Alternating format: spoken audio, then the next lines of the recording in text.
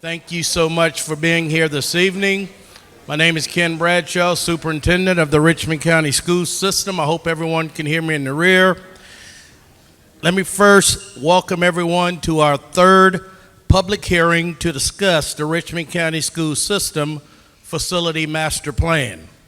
First, I would like to thank Principal Kennedy and his team for hosting the meeting. Is Principal Kennedy around? And Tutt, if you're a member of the Tutt team, thank you so much for hosting this meeting. Secondly, I'd like to recognize our school board members who are present. Please stand or wave your hand to be recognized. And finally, I would like to thank the Richmond County School System Central Office staff and the principals who are present. Please stand to be recognized. They might be sitting in the rear of the room.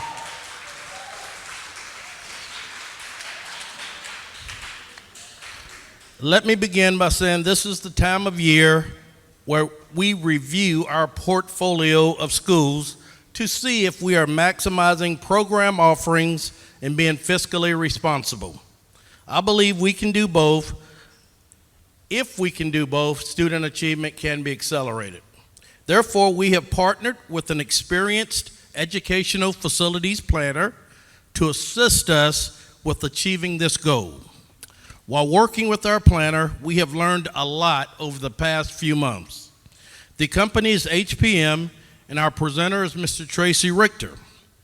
At the conclusion of this presentation, we hope you will be equipped with the same information that we use before making any recommendations. At this time, I'm going to allow our school board president, Mr. Charlie Walker, to make a few remarks. Are you okay? I'd like to do it after Tracy makes his presentation. At the end? Yeah. Okay. Well, at this point, I'm going to turn the program over to Mr. George Diaz from GSG. He'll make a few remarks about tonight's meeting and how it will be organized. Thank you so much. Thank you so much, Dr. Bradshaw. One thing that we want to just hit right off the top, just keep in mind, this is a draft. It's a draft document. It is not final. And what the board will be voting on is just what will be happening in the 24-25 school year. So the other things that you see in the presentation that go beyond that, they will just receive that as information, and the vote that they will make most imminently will be on the 24-25 school year. So we wanted to hit that right off the top. Let me read some legalese here for us. Prior to a local Board of Education's decision to consolidate an existing schools, where the consolidation results in students potentially being moved to another school or existing school, the Board of Education is required by law to hold public hearings and provide an opportunity for full discussion of the proposed plans. The plans are being presented tonight are proposals only and are in a draft form for the board to consider prior to any vote on the plan. The purpose of these public hearings is to provide the public an opportunity to learn more about the proposed projects, as well for the public to provide feedback, comments, and concerns regarding the proposals, so that the board members and the school officials can consider these concerns prior to any vote on the plan. You will notice that there is also a court reporter present who will be preparing a transcript of all of the comments and concerns so that the board members can review all of the information at the conclusion of the hearings and prior to any vote taken on the plans. The board members and school system personnel are here tonight to listen and receive feedback from the public. In order to receive as much feedback as possible within the allotted time, the board members or school system personnel will not be responding to comments during the meeting, but rather will be listening and receiving the points of discussion from the community. For any specific questions regarding logistics of the proposed plan, such as transportation routes and special education services, school system officials are here tonight and will be happy to meet with you after the conclusion of the meeting in order to receive those specific questions. So, One of the things that I want to make sure that we all keep in mind is tonight, when we start the Q&A questions, first we are going to prioritize any parents that are affected by this school. I'll make 2-3 calls to try to get as many parents the opportunity that are at this school to speak first. Second, we will then open up the floor for any parent from any school that has not already spoken at our previous meetings, because we want to have a diverse dialogue and first hear from them. And then at that point, when the people that are directly affected at the school, the parents who have not had an opportunity to comment, then we will open the floor for any other comments. Just so you know, everyone here is serious about hearing everything. The last few meetings have gone over 3 hours. Nobody is going to rush here, but I will stress this tonight. We will have to keep the Q&A portion directed to the project. Anything that's personal, anything that's out of order, that does not relate to this project particularly, we will be stepping in tonight, because this is not to be bashing anybody or picking anybody, and we're not going to do that tonight. So I just wanted to hit that straight from the rip. With that being said, we're going to play a video, and then after that video is played, Tracy with HPM will go through his presentation. Once he goes through his presentation, we will open up the floor. This is the mic right here. We will have a stack of cards, and I will call you out first to see who from Tutt would like to speak. With that being said, we can start the video. This is our home, Richmond County. We know its history, and we're invested in our future. These are the faces of tomorrow. Our kids deserve a chance to learn and grow in a community that cares. Our teachers are terrific. Our leaders work hard. And most importantly, our kids are filled with potential. Shouldn't we give them the best? But to do that, we must change. In the Georgia Milestones Assessment, Richmond County Schools ranked among the bottom 10 of the 180 public school systems in Georgia. Our aging buildings aren't able to keep up. Our children are not getting the education they deserve. Change is tough, but new beginnings make way for a better tomorrow, and that is worth it. In the past, we fell short, but we can do better, and we will. We can give our kids state-of-the-art buildings. We can offer them more teachers, staff, and programs. And the state of Georgia will pay for it. But first, we need to adopt a 10-year vision that brings more money into the district, using state funds we currently don't qualify for. Here's how it works. Georgia requires a minimum number of students in schools in order to get funding. Today, many of our schools do not meet the minimum enrollment required to maximize state funding. That means instead of all of these resources, they get just this. That's what we can offer the majority of kids in our district now. It's not enough. Our kids are missing out on the things that are proven to help them get ahead. If we keep the status quo, we're leaving free money on the table. We get less than other districts. Plus, we're forcing kids to learn in buildings that aren't up to par. But look at this. Here's what we can offer if we are willing to make changes. We have to consolidate. Right now, we have too many buildings and not enough students. Before the next school year, here's what we need to do. Open new Richmond Hill Elementary to help families in an area where more kids are moving. Opening a new Bel Air Middle School will also balance out classrooms. Building a new Langford Middle School means moving students to Tutt. This paves the way for faster construction. We need to close Spirit Creek Middle School. The same is true at A. Bryan Mary Elementary School. The conditions in those buildings do not meet our students' needs. These recommendations came from the brightest minds in rebuilding school systems for tomorrow. HPM informed by a community task force. Together, we created a master plan. By evaluating existing facilities, tracing population trends, finding ways to get more state funding, preserving history while advancing technology and career opportunities.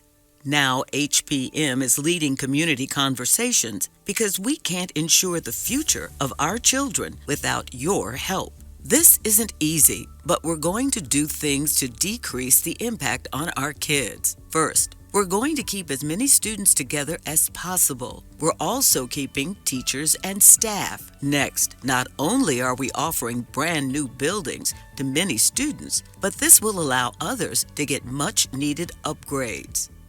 All throughout the process, we made sure buses will be there. And finally, we're preserving history. We're working with staff and alumni to make sure that's not lost as we work toward a better future.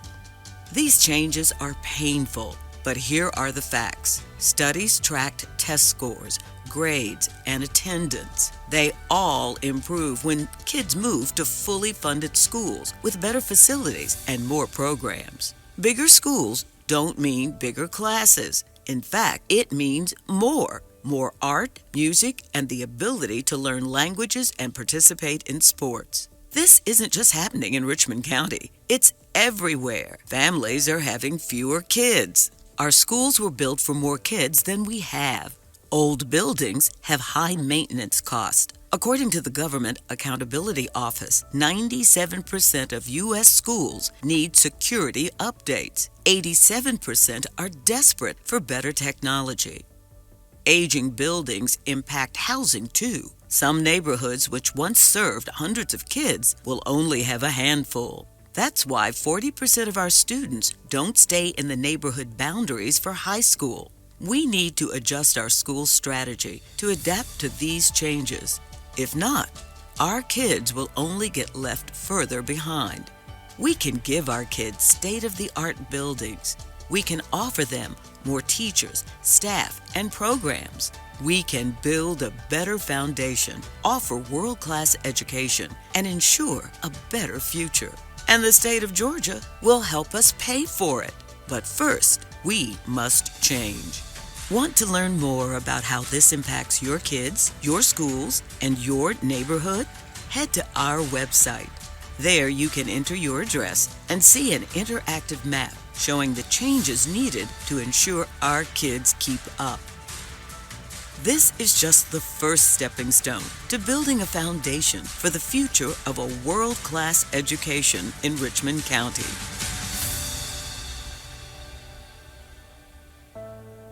Now we'll open up the meeting. First, we'll dive into the details about what this means for you. Then, we'll open it up for questions and discussion. Please prepare your questions and hand them to the moderator, who will give you further instructions.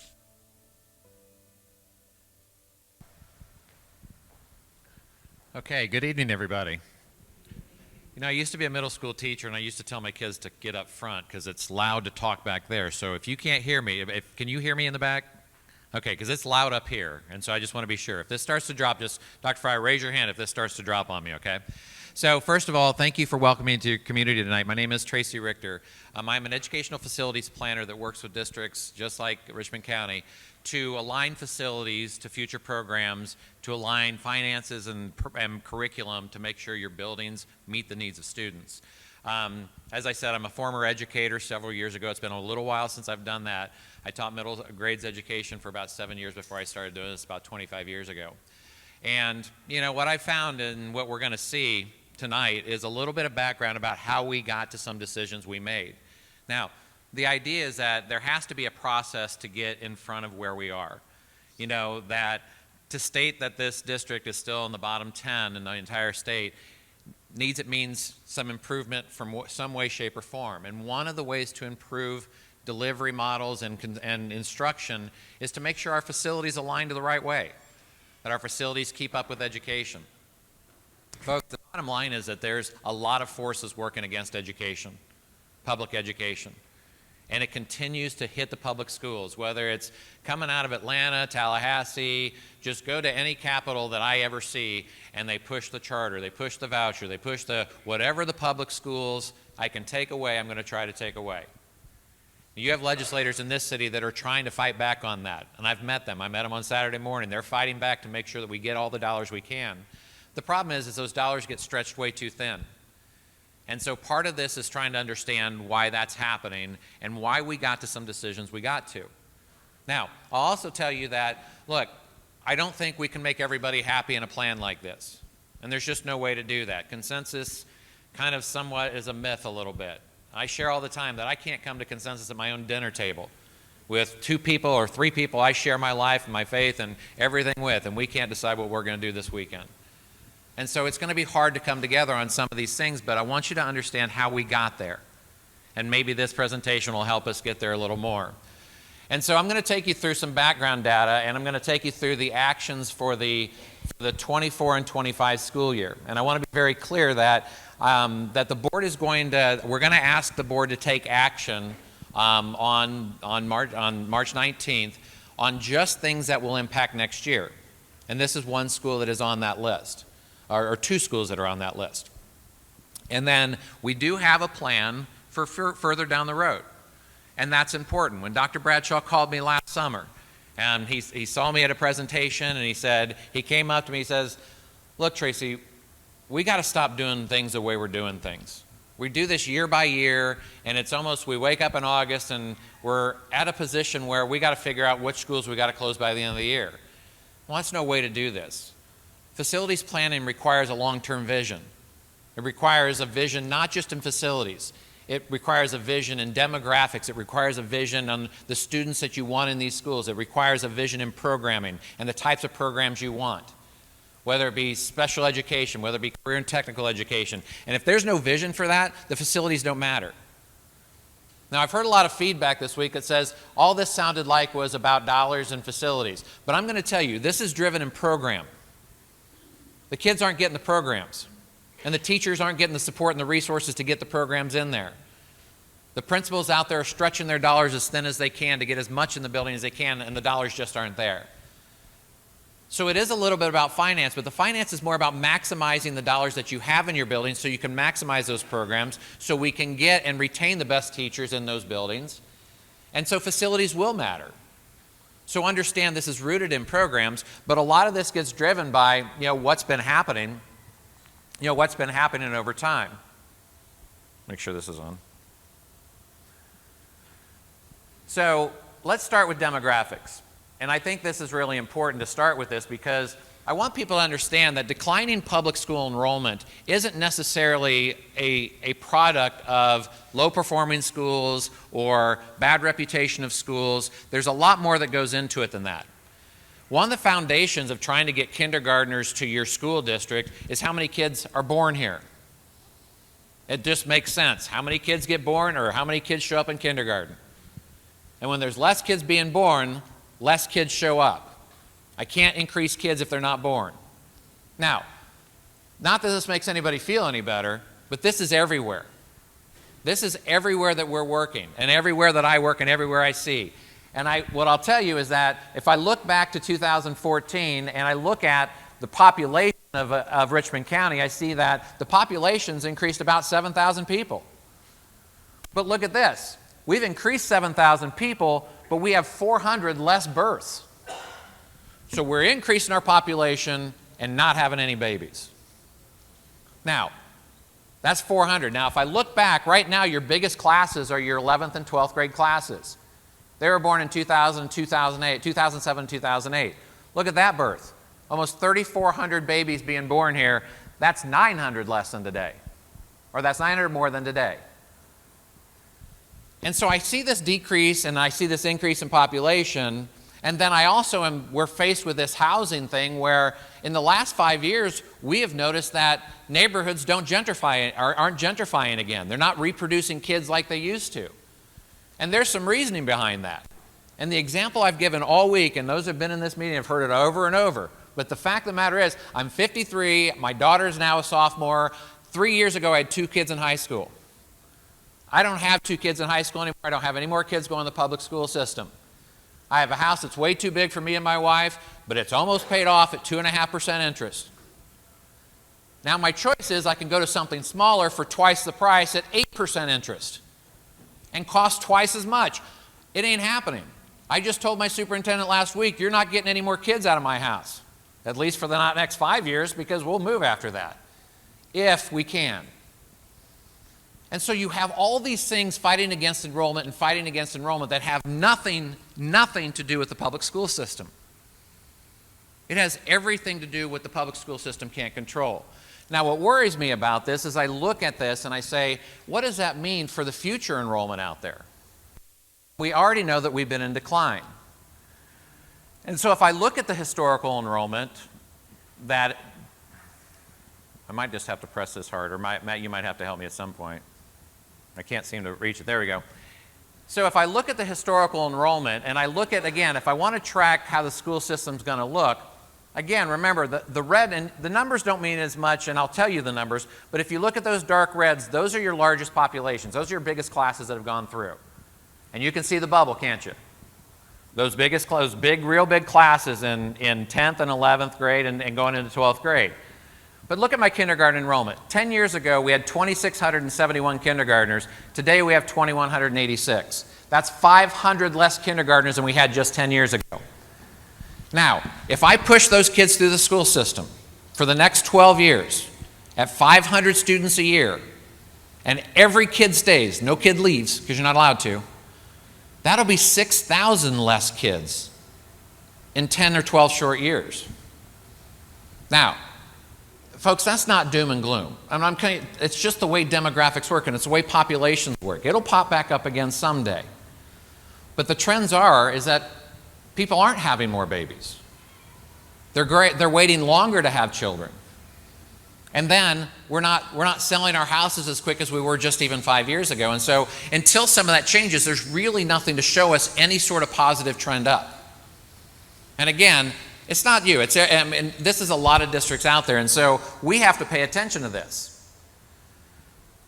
And so as I look forward then in this, and this is going to drive me just a little crazy. Sorry. So what we want to do, and I know this doesn't impact everybody in the room right now, but we also kind of looked at, and this is what I wanted to show, kind of a trend of high school enrollment. We looked back about 25 years, a little more than 25 years, back to 1995, where there were about 9,700 high schoolers in the district. Today, there's about 8,500. Now, that's only, if I look at that, that's only about a 1,200 drop in that 25 years. Not too bad. The problem is because we see that huge drop of kindergarten enrollment and that bubble has already moved through the high school of high enrollment, it's only going to take about another 5 or 6 years to lose another 1,000 high school students. And it's just because that's how many kids we have in the district. And so when I start to take a look at that, I really think about then how students, where they live and how they attend schools. And so one of the pieces of analysis that we do, and again, a tough chart to read, everything's online for you to see this. One of the things that we do is we try to look about where students live versus where they attend school. And this is a really important tool for us because we want to see, first of all, how students move around in this district. Because students move around a lot in this district, actually. And so if I just kind of look, and I think let's just kind of look at the schools that we're kind of paying attention to here. If I look at, let's go across on Langford right now. If I look across on the chart, I see that there's 793 kids that currently live in the Langford boundary. You see this number right here? That's 793. Of those 793, 246 of those kids leave the boundary to go find somewhere else to go to school.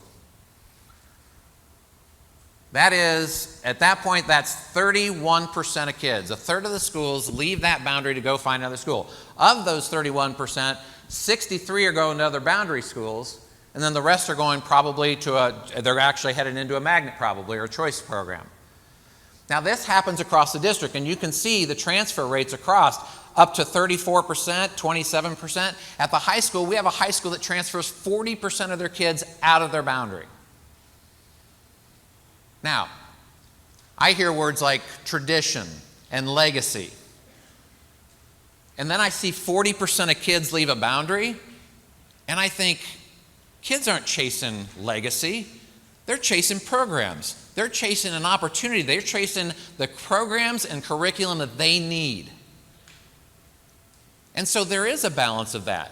Sure, tradition and legacy make a difference. But if tradition and legacy don't give you the programs and the opportunities for success, they'll go find them. And right now, that's what happens here. And so how do we slow that down? How do we keep kids in their neighborhood schools? How do we make sure that the magnet schools are always going to be important? The choice schools are always going to be important in this district. But how do we make those neighborhood opportunities or the schools in your backyard just as important? And right now we can't do it because we're just stretched way too thin in order to do this. And so again, when I look at the demographics of this and I go, and again, you don't think it's about students, it's about students. We're trying to see where they're going. We're trying to see what they're seeking out. And how do we get there? I'm going to just have Matt help me on this. Thanks, Matt. Okay, so if I look at the projected enrollment then, and this is the last thing on demographic, and you can see again as I look down at that projected enrollment, the first thing I notice is that big blue kind of in the middle. That's kind of that COVID trend. And again, you have to pay attention to that, but that doesn't drive your decision making. It's a couple years, and we know that we have to alter that. But if we go across and we look at this, we see especially at the 6-8, the 6-8 enrollment is pretty stable because we're going to continue to hold on to that 12,700 kids at elementary school. But when we start to feel the impacts of 400 less kids that were born just last year, that's when you start to see the drop. And then you can see at the 9-12, you can see it's going to drop from almost 8,500 in the next 5 or 6 years to about that 7,500 mark. That's all the kids we have. I can't go invent new kids. I can't find new kids. There's going to be some development. There's going to be some new business that come in. But go back to that first slide. You're already growing, and we're still shrinking in births and still shrinking in enrollment. So look, I hope it comes.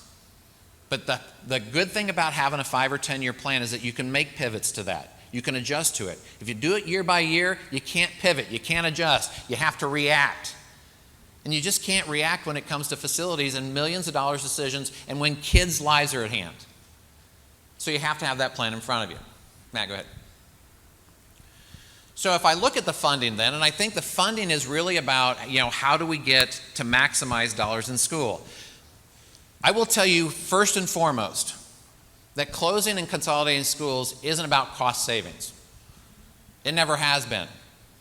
It's about how you maximize the dollars you already have. Because you don't save dollars, you're going to still spend them somewhere else. And so how do you use the dollars that you have most? And most importantly, how do you use state and federal dollars to the maximum that takes the burden off of you more as a local taxpayer? And that's kind of the point of this. And so, look, folks, it's not money driven until it's money driven. And when the funding is not there, or when we have to stretch our funding so thin across the board that we can't get all the programs in, then we have a problem. So we use this triangle as an example all the time. And this is what all school districts deal with. That you have an opportunity to offer the most diverse and robust programs that you can have at an operating cost that you want and a school size that you want. Now, if I walk through this triangle, the trick is that you can't have all three. Because you can't. If you want diverse and robust programs at small school sizes, it's going to cost you more money. If I want small school sizes at low operating costs, I can't have those robust programs that we need. And if I want those robust programs at low operating costs, I have to get my schools to an enrollment to get full funding. The trick here is this. And this is what makes you unique. This is what makes you not Atlanta Public Schools, not Savannah Chatham, not Columbia County. This is what makes you you. Is that what does your triangle want to look like? Right now, your triangle looks like you want these small school sizes at high operating costs. And folks, and no programs. So that's not a triangle anybody wants. And so facilities can only help shape that a little more. How do I get this shaped the right way so you have the right amount of programs in the right amount of buildings at the right size for what you can afford and how you maximize those dollars? And so as you work through a plan, it's how you shape that.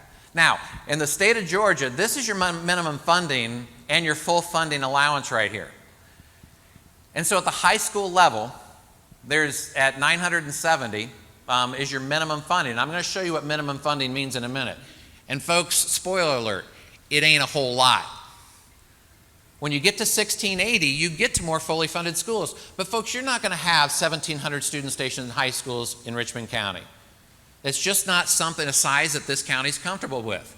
Let the Gwinnett counties and Cobb counties build those 2,500 schools all day long.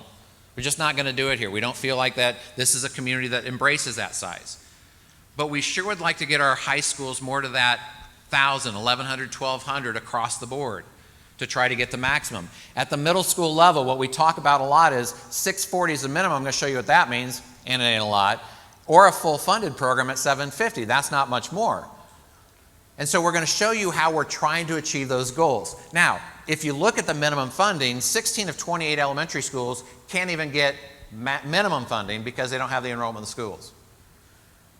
6 of 8 middle schools right now can't even reach minimum funding. And 4 of the 8 high schools. And so let me tell you the trick to this, and this is how districts work the money, is that those schools that can get full funded, that can have all the programs because they have enough students in the door, they have enough teachers to teach, what starts to happen in order for the district to try to achieve equity across the district for programs is they start taking money from the fully funded schools and they pull them into the less funded schools in order to make sure that everybody has about the same program. So in essence, they're robbing Peter to pay Paul. So what the trick is that let's cut down the fence enough so everybody can see over it. The problem with that is that defeats the purpose of the fence. If I can't get every school to full funding, it defeats the purpose of education. So is it a student and a program issue? It is. It definitely is when I see this. Go ahead, Matt. So if I look at the high schools or I look at the elementary, look at the minimum funding at $450. So with that, you get a principal, a guidance, a media specialist, and then you get an art teacher, and then you're going to pay for the music teacher, the half principal, and the PE teacher, and the half nurse. You're going to pay for that locally. Okay? Because that's the state funding formula. Now, it doesn't get a whole lot better, but I'll tell you, when you get under 450, this is what happens, is things start to disappear then. You don't get anything. That's a problem. And so what happens is that you can't maximize the state dollars. We would like actually to get the elementary schools, if we could get every elementary school to even 4 teachers per grade level. That doesn't sound very big. 4 teachers per grade level, that would mean every elementary school would have a minimum of 550 or 600 kids in their building. That gets more people in the building off of your taxpayer back. If I go to the middle school where this impacts you, at the minimum right now, that is that 640 number. I get a principal, one assistant principal, I get a nurse guidance, art band, 2 PE teachers, I don't get a world language, and I get a media specialist. And look, I get almost nothing when it comes to CTE. Now, as a middle school teacher, I can tell you what I most enjoyed about middle school is that middle school is supposed to be about exploration. It's about getting kids to explore and wonder what's going to happen and see what's out there for them. We can't get there. We can't get there unless we continue to burden the local tax dollar if we can't maximize the dollars in there. If we even get to that 750 number, look, I get more. It's just really that simple. And so this means teachers get bigger teams that they can work with. We can work with certified and non-certified teachers to move non-certified teachers into that certificated program. And we want to get there, but we have to make sure that our enrollments are meeting those needs to get fully funded. And so I would actually like to see more CT in those middle school classes to get them exposure to what might could happen in the high schools. And then if I get to the high school, this is scary. 4 of the 8 high schools can't even reach the minimum funding level. And look, 2 assistant principals, only 2 guidance counselors. I get 1 less PE teacher, which means less coaches, by the way. I can't get the world languages. I can't get the choir that I need. And then I'm limited on CTE. I just don't think that Richmond County kids deserve that. I think they deserve these programs, and I think they want these programs, and I think we could give these programs to them if we just take some time to realign and draw a mission around how our facilities can align to that. Now, again, I will let you in on something. Facilities can't do everything. So I don't want anybody out here saying you think facilities can fix it all. No, they can't. Because we can give you the best facilities, and we can align these facilities if we make some good choices here. But I can't hire the principal, I can't hire the teachers, I can't hire the coaches, I can't do any of that. I can give them good facilities to teach in and good environments to teach in, the tools for a facility to do that. That's as far as I can take it. It takes everybody working together to make sure this can happen. Go ahead, Matt. So our recommendations for the 24-25 school year.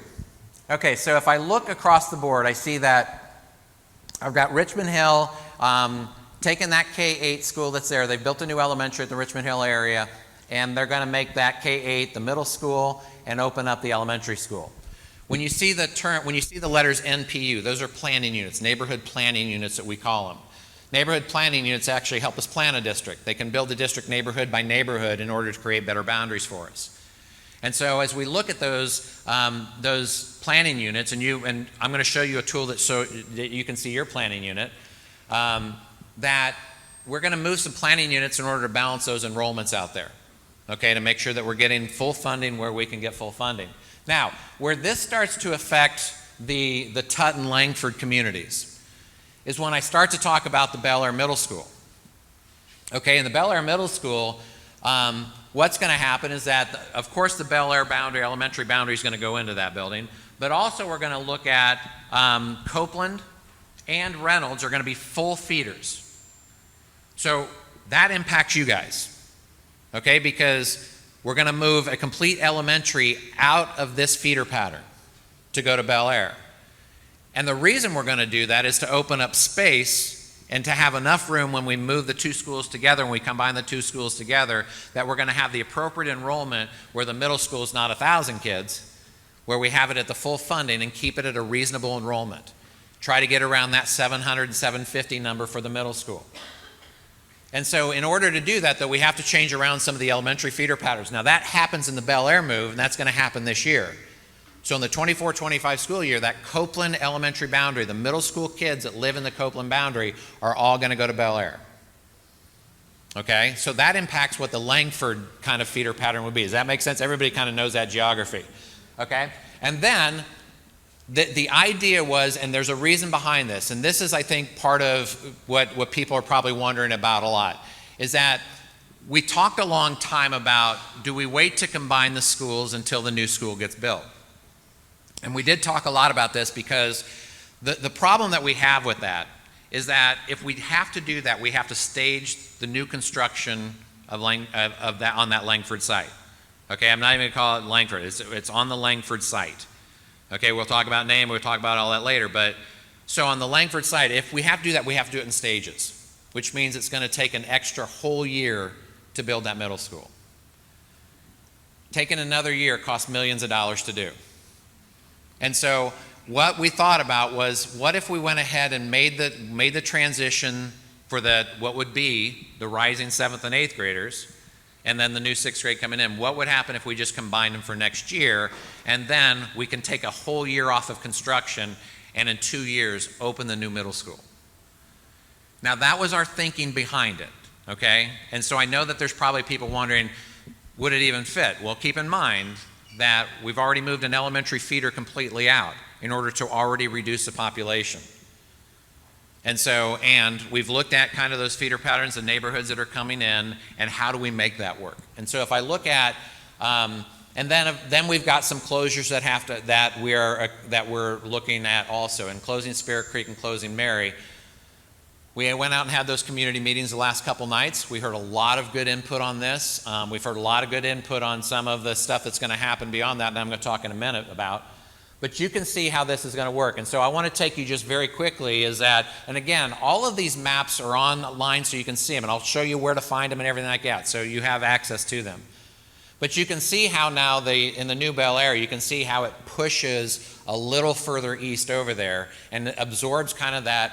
You see this Copeland boundary over here. You see Copeland up on the top right here, and then pushes all that over into the Bel Air. Okay, so that boundary looks completely different, which will mean that the Tutt-Langford boundary will look different as a middle school because of those elementaries that actually make it up.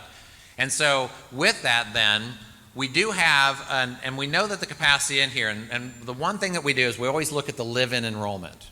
Okay, how many kids actually live here? Now I want to take you back to that other sheet. Remember how many students we see transfer out and how many kids actually stay in these schools. We've looked at the analysis of the rising grades that are going to be in there, and we actually anticipate of that number that we think that this building's probably going to be, if we do combine it next year, we actually think the enrollment here is going to be closer to 670 or 690 based on magnet school enrollment, based on some transferred out where students are currently going, based on some of the elementary feeders that are going out, those students that transfer into other feeder patterns also. So this number, although it might look concerning, I don't think we're concerned with that number, okay, because of this. Now, a couple other things about replacing the building for the future. Now, replacing the building on the Langford site had a lot of logistics to it, obviously. You guys know this site very well. It's really hard to put a comprehensive middle school on this site. It's pretty tight, got a big old slope down there. It's a beautiful piece of property if you want to look out on a creek, right? I mean, it is. But it's not really big enough to really hold what we want to offer.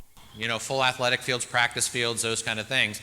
And the move over to the Langford site means, because there used to be an old elementary on that one, that's cleared out. There's a lot more acreage there. The property is going to be a beautiful piece of property that has all those amenities that middle schools need. And so that decision actually to go to that site was made before I walked in the door.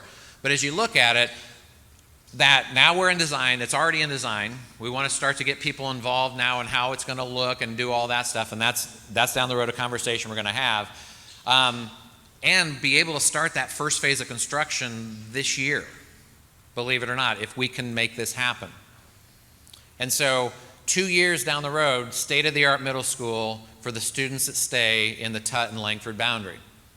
Something that I hear has been promised in this community for nearly 20 or 25 years. A new middle school investment into this. That's about, give or take, a $60 or $65 million investment into these students, just on a facility side. Now, with that consolidation of those two populations, I know there's questions around staffing.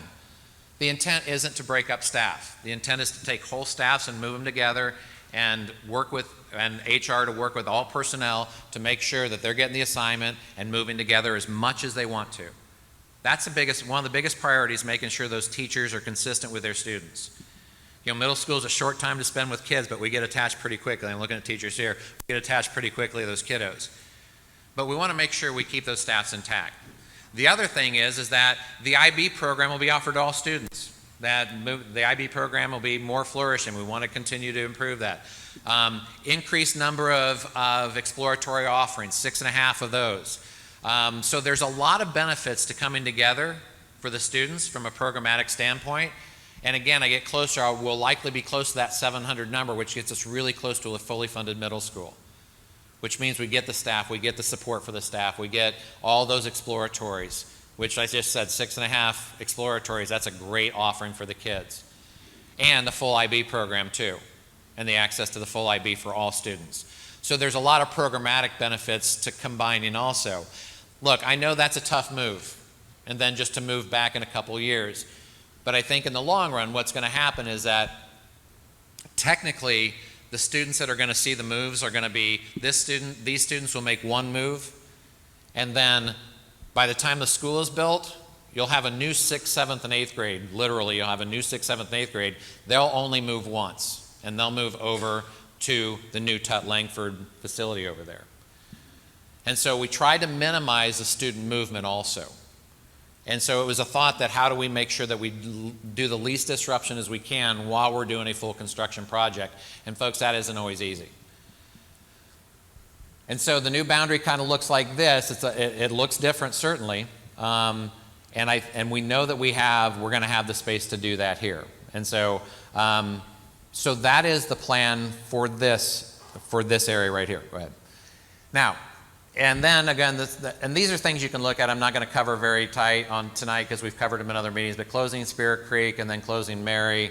And then with the new Richmond Hill, obviously, we got some NPUs that got to move, and then the Richmond Hill Middle School. Again, stuff that if you want to go online and look at, you can.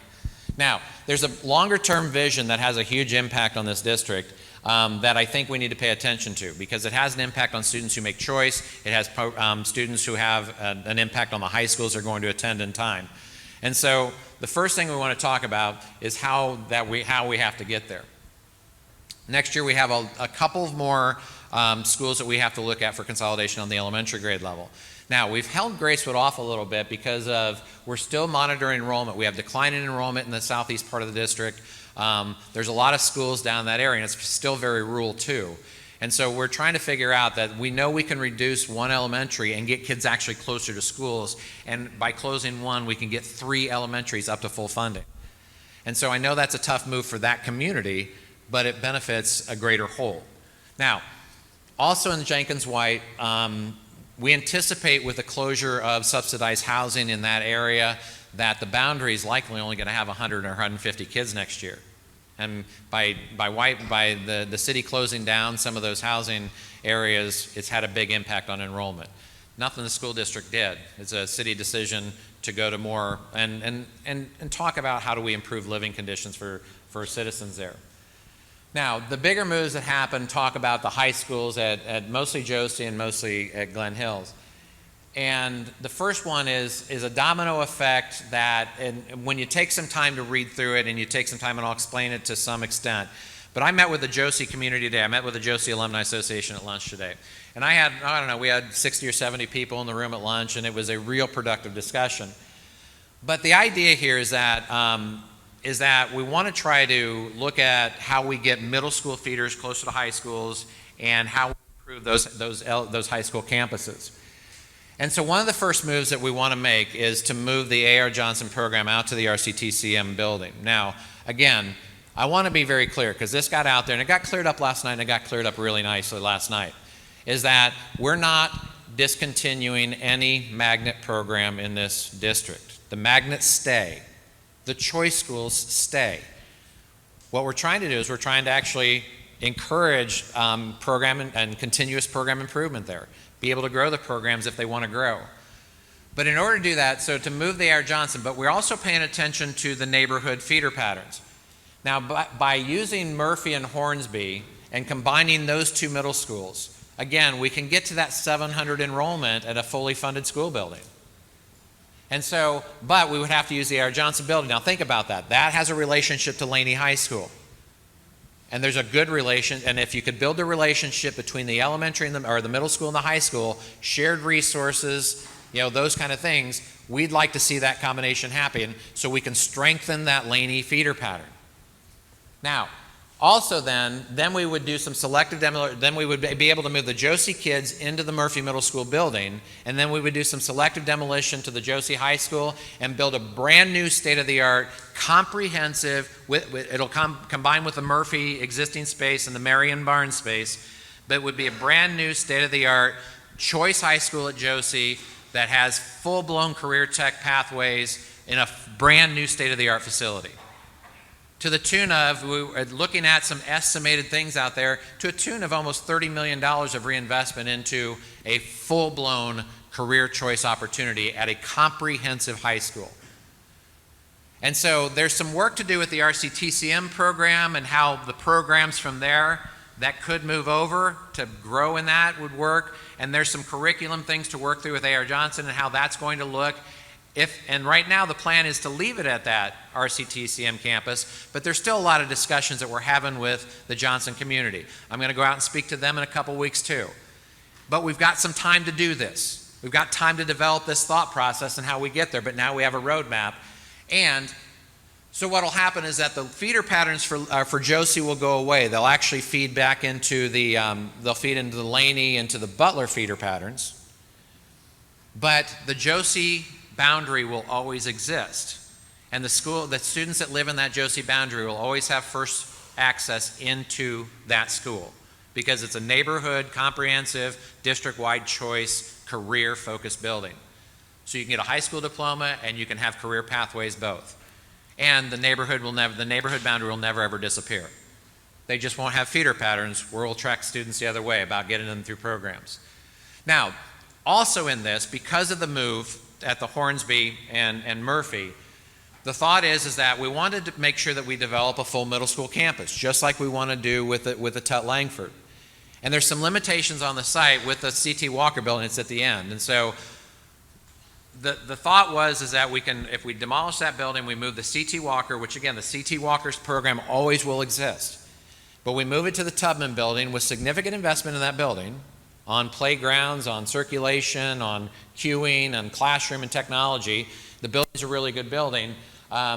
We could move that and then demolish that building so we can have a full middle school campus. Therefore, the Murphy Hornsby Middle School at ARJ wouldn't intrude onto the Laney High School fields, and they're sharing fields and pushing practices back late at night. And so we want to make sure that every middle school has a full middle school experience, both inside and outside the building. Now, we get down a couple of middle schools all of a sudden and we get them to fully funded, that 6 of 8 middle schools automatically drops, where we're starting to get these middle schools fully funded for the programs that they need. Some of the harder discussions to have, and look, you can see this is a 4 or 5 year plan out there. And this is a lot of discussion to have in the Glen Hills community, but the Glen Hills community can look forward to this idea that we want to really reinvest in elementary and middle grades education there to start. Eventually what would happen is that what we would do is we would replace first and foremost Barton Chapel Elementary, brand new elementary school for the area. And then the plan is we would close Meadowbrook and we would move them down to the Jamestown Road site, but Jamestown Road would actually go into the Morgan Road building, which is a middle school building, some renovation of that building.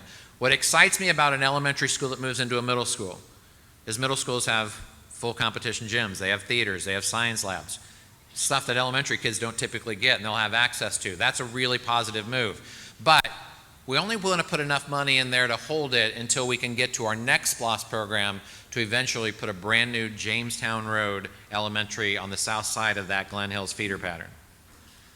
But the other plan then is that we would move the Glen Hills Middle School to the high school campus and we'd move the Glen Hills Elementary onto the middle school campus, which would then, in a 5-year plan, discontinue a Glen Hills High School. And that takes us down. I know, folks, I know that's a tough one. And that's a hard discussion to have. And it's going to be a hard discussion in the Glen Hills community. But right now, there are 12,150 high school seats in this district. Our projected enrollment is 7,500. That's 4,500 empty high school seats. Right now, 4,500, that's 4 of your high schools. That's how many seats are empty. That's how many empty seats you pay for. We can't keep all the high school seats and expect our programs to get our maximum. And so these are hard discussions to have, but we have time to discuss and how do we make this work, okay? And then finally, I think with that just gives some explanation of it and goes through some of these things too. So yeah, we won't cover this because I just covered all those. Again, this presentation's online. You can see it. We're going to have another meeting tomorrow night. We're having a meeting on Monday night. We're going to cover the same stuff here, and then we've got a meeting at Central Office at 3 p.m. And people wonder why 3 p.m.? I can't make 3 p.m. Well, we've been offering at 6 p.m. every night. We'd like for more people who might not be able to make a night meeting, maybe work second shift or third shift, to be able to come in and talk too. And so we're trying to offer some different times and variety in that. On March 19th, we will ask the board again to look at the 24-25 plan to make approval on the recommendations for that. So with that, we're going to go to question and answer. Now, here's the thing, is that this is why this looks a little different. For those of you who haven't been watching these meetings, is that we're going to, Board President Walker's going to get up. I know. And so he's going to get up. But when you get up to ask a question, if you have a question that I can answer, I'm going to answer it for you. It takes a little longer sometimes, but folks, I've seen this done for a really long time. And quite frankly, I'm tired of people just having to walk up to a microphone and feel like it just falls at the end of the microphone. You demand a response to your question. I believe you demand a response to your question if you're looking for a response to your question. I'm going to do my best to do that. If that extends our meeting a little bit, that's fine. But what I want to make sure is that we have full understanding together and we have a conversation about this. I want to hear your concerns. I want to hear your questions because those are important so I can take those back to the board and say these are the concerns your community has based on these recommendations. They are going to be recorded. So I'm going to turn this over to the Board President Walker really quick, and then George is going to tell you how to go through the question and answer period. Thank you, Tracy. I'm your intermission entertainment as you get your questions prepared. Actually, I asked for a presidential moment of just reflection. I'm going to give you just a quick reading, so bear with me. Since the origin of Georgia's act to establish a system of public instruction in 1870, it was a usual practice to name schools after educational figures. Over time, that practice has gone by the wayside somewhat, and it's pretty evident, as you can see, about new schools that are being built aren't really named after people. They're named after either a place or a location or a street. A little bit of a history lesson also. This school right now, John Tutt Middle School, was named for Mr. John M. Tutt, a math professor at the Haynes Normal Institute, who established himself as a successful coach both at Haynes and Lucy C. Laney High School in the 50s. He was also on the faculty of Boggs Academy, an all-black private school in Burke County. Now, if you don't know what the Haynes Normal Institute was, it was established by the influential educator Lucy Craft Laney. The Haynes Normal Industrial Institute was chartered in 1886 and grew to include a kindergarten to junior college curriculum, the Lamar School of Nursing, and a teacher training program. Named for benefactor Francis Haynes, the Institute also served the African American community as a cultural center before its replacement in 1949 with the present Laney High School. And I'm going to read just a quick list here of the schools that we have in Richmond County that are actually named after real people. The high schools that we have are A.R. Johnson, C.T. Walker, John S. Davidson, T.W. Josie, and Lucy C. Laney. The middle schools that we have are Langford, Murphy, Tubman, Tutt, and what used to be was Seago. The elementary schools are Copeland, Collins, Craig Houghton, T. Harry Garrett, Dorothy Haynes, W.S. Hornsby, Joseph R. Lamar, Jenkins White, Abraham Mary, John Millage, Sue Reynolds, Roy Wallins, and Willis Foreman. These people were politicians, businessmen, farmers, ex-educators, former superintendents, and they were all very important in the community and actually ended up having a school named after them. The reason I say this is because 47 years ago, I went to Tutt Junior High. 47 years ago. I was in the original part of the building, and our legal counsel, Mr. Larry over here, also attended Tutt. So I know what it means to be associated with this school. And I have been on the board for 7 years, and this is the first opportunity that I have seen that takes the opportunity to take Richmond County out of that bottom 10. This is the first real concrete opportunity, aside from all the great work that the staff does, all the great work that the teachers do in the classrooms. This is something that we are going to be able to afford to give our kids all of the programs and all of the things that are necessary for them to succeed. And I would think that if Mr. Tutt was sitting in this audience tonight, he would agree with that. And I would think that any of those other folks whose the schools in this county are named after are sitting in that audience tonight would also agree with that. So I'm not up here to preach to you. I'm just letting you know, 47 years ago, I was part of this school. I cooked breakfast down in the home ec room. I went out on the football field and sweated and yelled, "Go Dragons." We got on buses and went out to Seago and played. I spent a lot of great time here.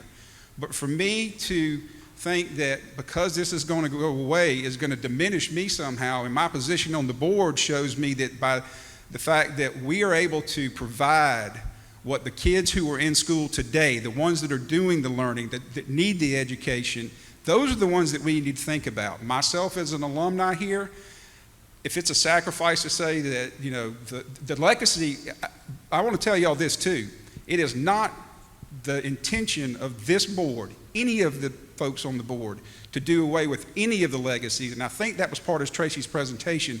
We will remember, and we will make sure it is part of anything that we do going forward. And I just wanted to take, like I said, a moment of privilege here as being an ex-Tutt person myself to say that I am very impressed with what we're hearing, and I hope it makes sense to y'all. And again, if Mr. Tutt was here, I think it would make sense to him too. Thanks. Okay, so we're going to start the Q&A question. This gentleman's going to lead us off. He's has a question regarding Tutt.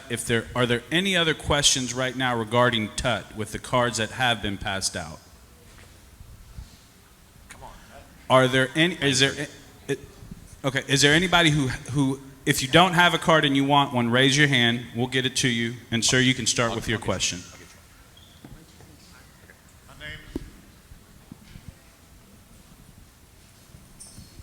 Test 1 2. Test. Can you bring up the audience mic? Oh, and you can take off the clock. Dr. Bradshaw said no clock. You can take off the time clock. Dr. Bradshaw said no time clock. And if you can turn up the mic for the folks asking the questions, and sir, you can start. My name is Donald. My name is Donald Davis, and I entered this building in 1959 as a 7-year-old, and today I turned 72, and I'm celebrating my birthday here and that points out how important this is to me for me to spend my birthday here. I'm also on the board of directors for the John M. Tutt Alumni Association, and with my board we have talked about this proposal, and we're realistic about what is taking place. We understand the limitations as far as the site is concerned. You know, it's landlocked. You've got 3 roads here, and the topography does not lend itself going down the hill. But our concern is going forward, we do want to maintain the legacy of John M. Tutt name. I had the opportunity to meet Mr. Tutt as an elementary student when I was here. And I've done some research on the building itself. I know that the original school building with 10 classrooms only cost $252,000. The walls were made out of plywood, so it was important that they put termite prevention down in the ground.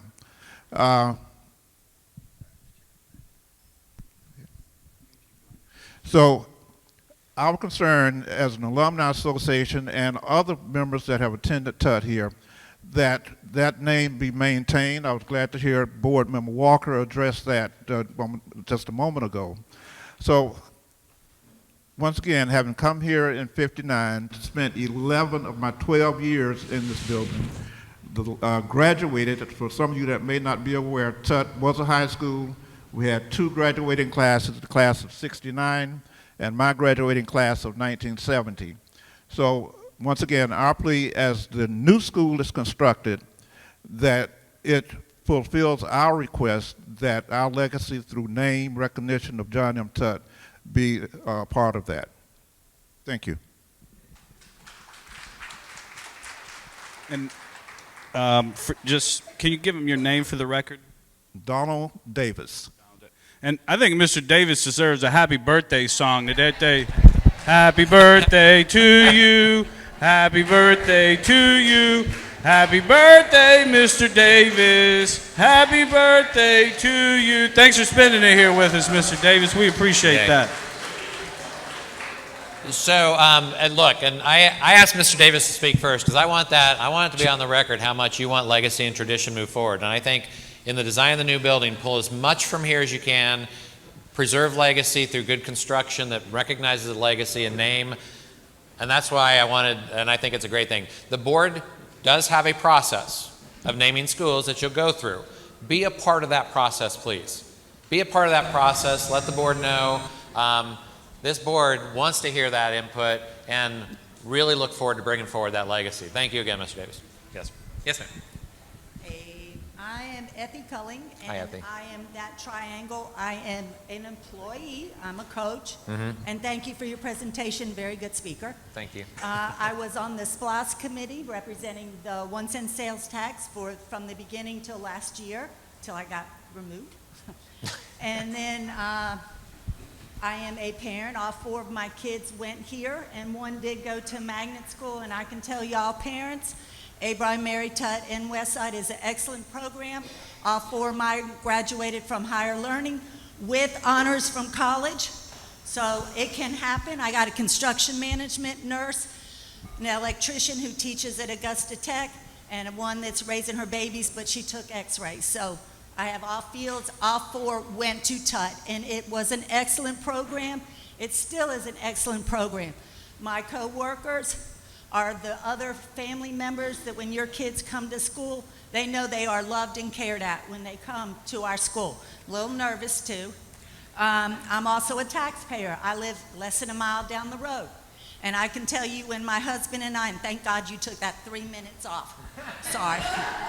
My husband and I, when we bought our house, when we moved to Augusta 32 years ago, we did it to live in Tutt zone, Abraham, Mary, and Tutt. That is where we wanted, and we felt safe for our children, for their education, and for their safety to be in a school. And I'm sorry Abraham Mary got taken over and closed, but I can tell you that was also an excellent program. What it is what it is. I know there's nothing I can do to change anything, but as a taxpayer, I wanted Tutt for my children to be in school. That's why I work here. That's why I come here all the time. I've been here for 18 nonstop years, and my oldest son is 39, and he went all the way through. So this is a great program, and mine did go to magnet school, and I can tell you, they still got it from Tutt and Abraham Mary and Westside. They got quality education in a traditional public school. My one concern is, yes, it is for us employees, also for our kids, but I really would have appreciated y'all to have let us, the employees, know what was going on instead of my neighbors and our parents telling us the day it went public. Because I kind of feel like we got pushed to the back along with our kids, because you can send out notes about severe weather closing, you can put it on Facebook, but you couldn't tell your students or your employees who come to work to do FACE. I still have parents asking me questions, and I don't know what to tell them. I think you should have owed us the respect to have let us know so we can tell our parents what's going on. And I can say, as I said already, I work here, and all 4 of my kids went to Richmond County public traditional schools, except for the one that went to magnet for 2 years because she's too much like me, and I couldn't handle her in the school with me.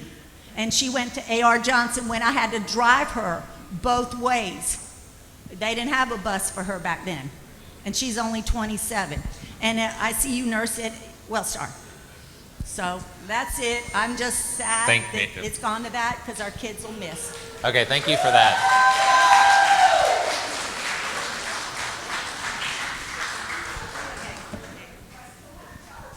Oh, and I will share this. Any other questions regarding Tutt or Langford? If you have a card, you can make your way up here. If you don't have a card and you want one, we'll give you one up here if you have a question between Tutt or Langford. Go ahead, ma'am. Hi, my name is Denise Atkins. I'm a Langford Middle School parent. Hi, Denise. Hi. Both of my daughters are at Langford on House Bill 251. Okay. Yep. We are actually in the Hornsby zone. Mm-hmm. So, and I'm sorry, I addressed this question with the Mr. Haddon at the Board of Education. Okay. He, however, was learning about all of this from me. So I immediately called that day, and he was like, I don't even know about this. You're telling me. Mm-hmm. So he didn't have the answer. So under House Bill 251, it's slightly different than a zone exemption. Zone exemptions have to be done every single year. Yep. House Bill 251, once you're approved for that school, you're good through the highest grade of that school. So Right. my one daughter, she's in 8th grade, so this doesn't apply to her, but the other one is 6th grade at Langford. Okay. So she's good through 8th, to complete 8th grade through Langford. So I'm assuming that she would, because she's technically a Langford student under House Bill 251, that she would move with Langford students to Tutt. Absolutely. Okay, I just wanted to make Yeah, sure. that is a, you know what, that is a great question. There's 1,000 different kind of instances out there for parents. Right. And questions like that, look, as far as communication goes, and I will tell you that we've met with teacher advisory board, we met with the principals group, we have a community task force, we have this online. There's a lot of stuff. I apologize that you guys found out like you did. But I do know that we're making a lot of efforts. This has been out for a while. I had a meeting in December for the community to come out. We advertised it, we got it out. I had 50 people show up. I know. We want people to be there. We will do our best. short of knocking on your door, I promise. But to your question, absolutely. Okay. They follow that school and you're good. Okay, that's just what I needed to know. I Thank was you for afraid that. because at this point, like magnet school testing's over with. If we were going to have to go back to our school zone, we Yep. kind of were going to No. be Man, screwed. hold on, yeah. So, good. We're And, good. and if you helped 50 other people tonight by asking that question, I appreciate Yeah, it. because this part of it was never addressed Yeah. because we don't live in Yep. any of the zones for Langford or Tutt. Yeah, your So, 251 goes with you. Yeah. Absolutely. Thank you for that. Good evening. Hi there. I'm a proud Tutt alumni, 44, 45 years. It's been a long time, been about 45 years. I graduated in class of 79. And one of the things that I want to say, Tutt is a wonderful school. The history of Tutt, and a lot of successful people have come from Tutt. I'm the CEO of a digital network channel that have customers all around the world. It's a global, it's called TV Now. And one of the things that I learned from being at Tutt, the principals, the teachers, everything around it, I don't want us to lose sight of right now, maybe our projections are low as far as enrollment and people, but that can all change in a nickel of a dime. We have people that are going to want to start moving back down south. And when you start having people moving back down south, you're going to see these neighborhoods start increasing. And the problem I don't want to do is pull the trigger a little too soon. Okay, we got these projections, say, okay, fine. But what happens when it start overrunning and we closing some of these schools down and then all of a sudden we overcrowded?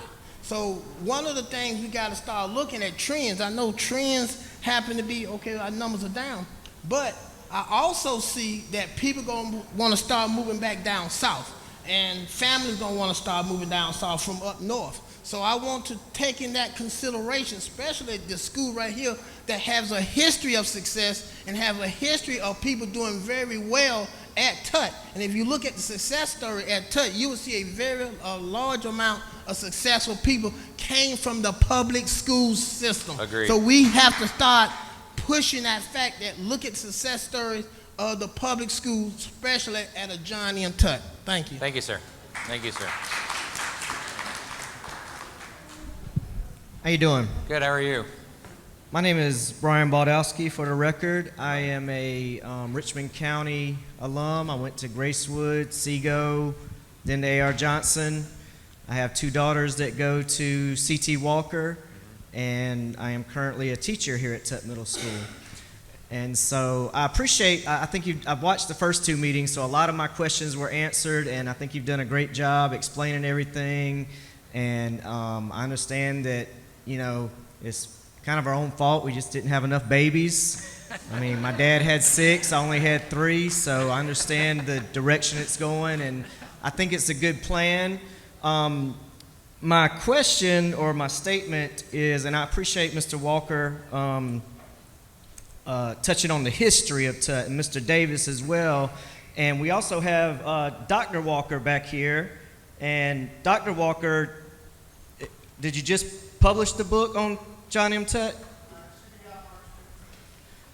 He said March 15th? Awesome. Okay, so my concern also is with the history and legacy of our schools, just like Mr. Walker said earlier. And just to tell you a short story why I have my suspicions is, of course, I went to Seago Middle School, and we had a staff member come over from Richmond Hill K through 8. And I was talking to her, I said, well, whatever happened to all that Seago stuff? I said, what happened to our championship trophies and all that stuff? I said, well, is there like a trophy case or something that preserved any of that? And she was like, nope, nothing. There's nothing. And so that's why I have that's part of my concern is that we would like to, like Mr. Davis and Mr. Walker said, we would like to have, and the gentleman that just spoke as well, is that we would like to have some kind of assurance that, you know, some people did some things here, and a lot of important things. People became, you know, great contributors to society from these institutions, and so we would like that legacy to continue.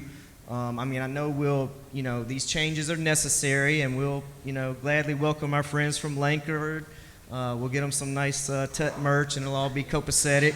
But you know, that's part of my concern as well, is that we would preserve that history because we have a lot of that here, and so that's basically my concern. So and I would have that, and look, that's a legitimate concern. What I would like to see happen, kind of moving forward as we do these kind of projects, and we had a conversation with the facilities group yesterday who puts together the SPLOST.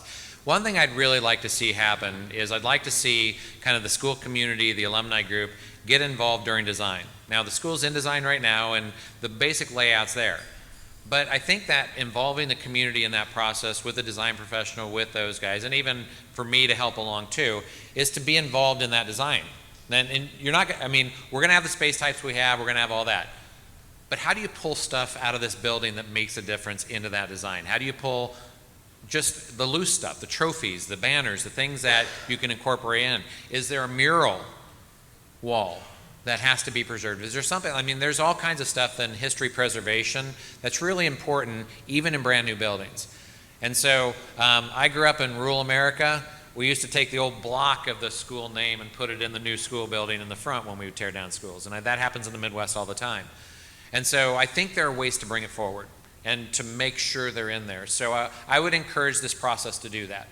And so I hope that can happen. We'll continue to contact the Alumni Association through this. We've promised conversations.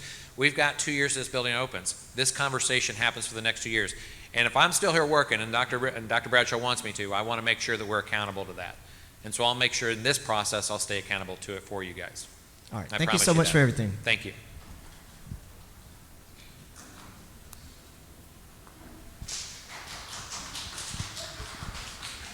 Hi. Hi.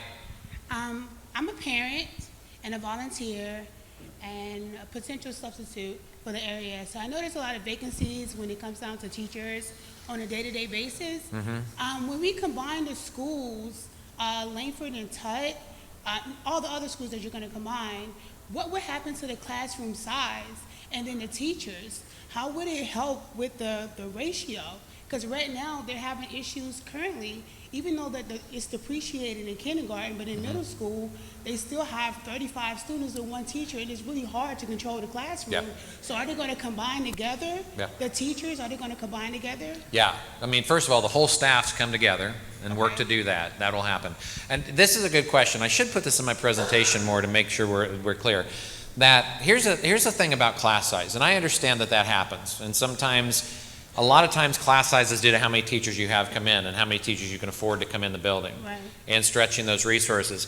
But here's what happens, and I will tell you, and people can disagree with me, but this is not a disagreeable moment, because there is no relationship between a school size and a class size.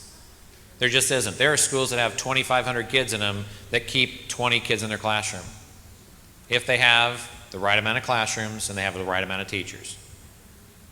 The small schools, what I've found in 25 years of doing this, oftentimes it's the smaller schools that can't get fully funded that have the class size issues, because they can't get enough staff and teachers and resource teachers to minimize class size.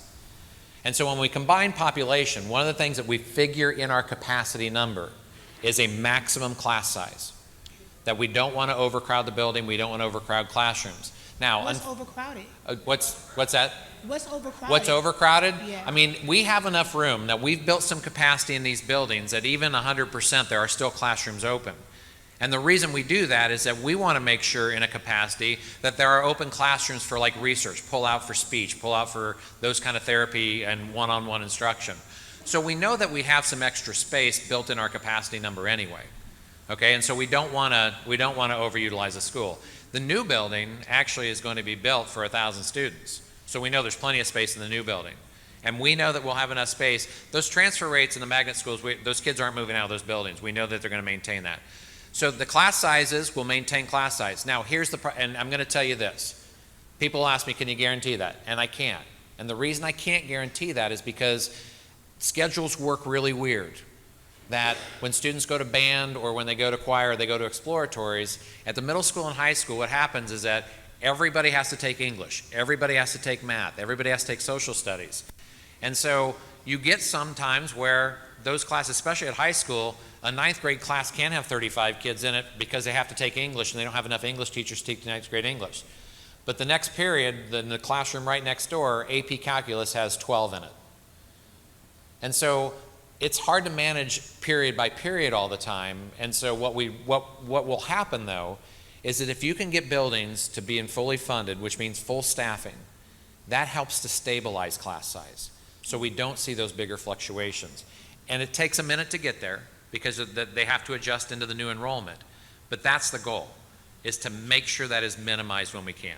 Well, something to consider. Yeah, okay. In that situation, Yes. when you have the 35 student classroom, then the 12 student classroom, is the paraprofessionals that we Absolutely. hire through like whatever, maybe just have them on board so they can come in when the 35 students come in, because it gets really, really complicated when you have one teacher trying to teach 35 students and there's a whole bunch of action. Like they're telling them to sit down, do this, do this. Completely and agree. 15 minutes for the classroom lecture and 45 minutes of them telling them to sit down. Of management. Yeah, it's Yep. hard. I completely agree. And Yeah. again, when we talk about full staffing, we talk about paras, we talk about coaches, we talk about, I mean academic coaches.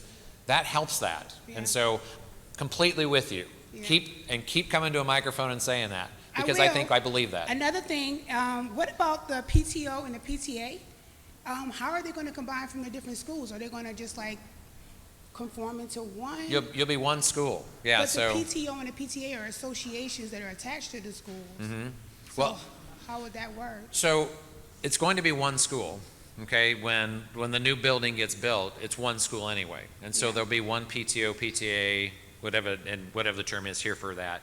There'll be one organization for that. And so I think that the two organizations work together to figure out how that all works from an organizational standpoint. Alumni groups will have to come together a little bit, I think. I think that'd be a great collaboration. So I think you just have to work together to manage that. Gotcha. I know that. And the district is committed, like, where there's an initiative for PTA and PTO, so they'll be committed to helping. Okay. Yeah. Well, thank you so much. Those are great questions. Thank you. Thank you so much. And ma'am, what was your name for the record? Can you just state it for the court reporter, please? Shalante Wright is my name. Thank you. You're welcome.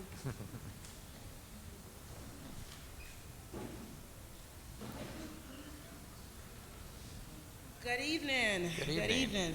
I am a parent and my children have attended Tutt, and I have one coming Tutt this year. I'm very excited for the upcoming school year for Tutt.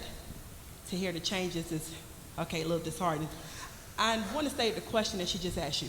Okay. She asked you what is the capacity number once they're combined. You didn't ever give her a number.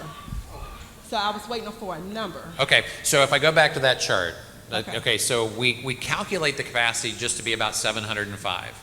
We anticipate with the current enrollment that is, and this includes that elementary feeder, and the current kids that are leaving for magnet programs into other boundary schools that probably won't come back because they're in their schools already. We anticipate the enrollment to be somewhere between 670 and 690 for next year in a 700 capacity building.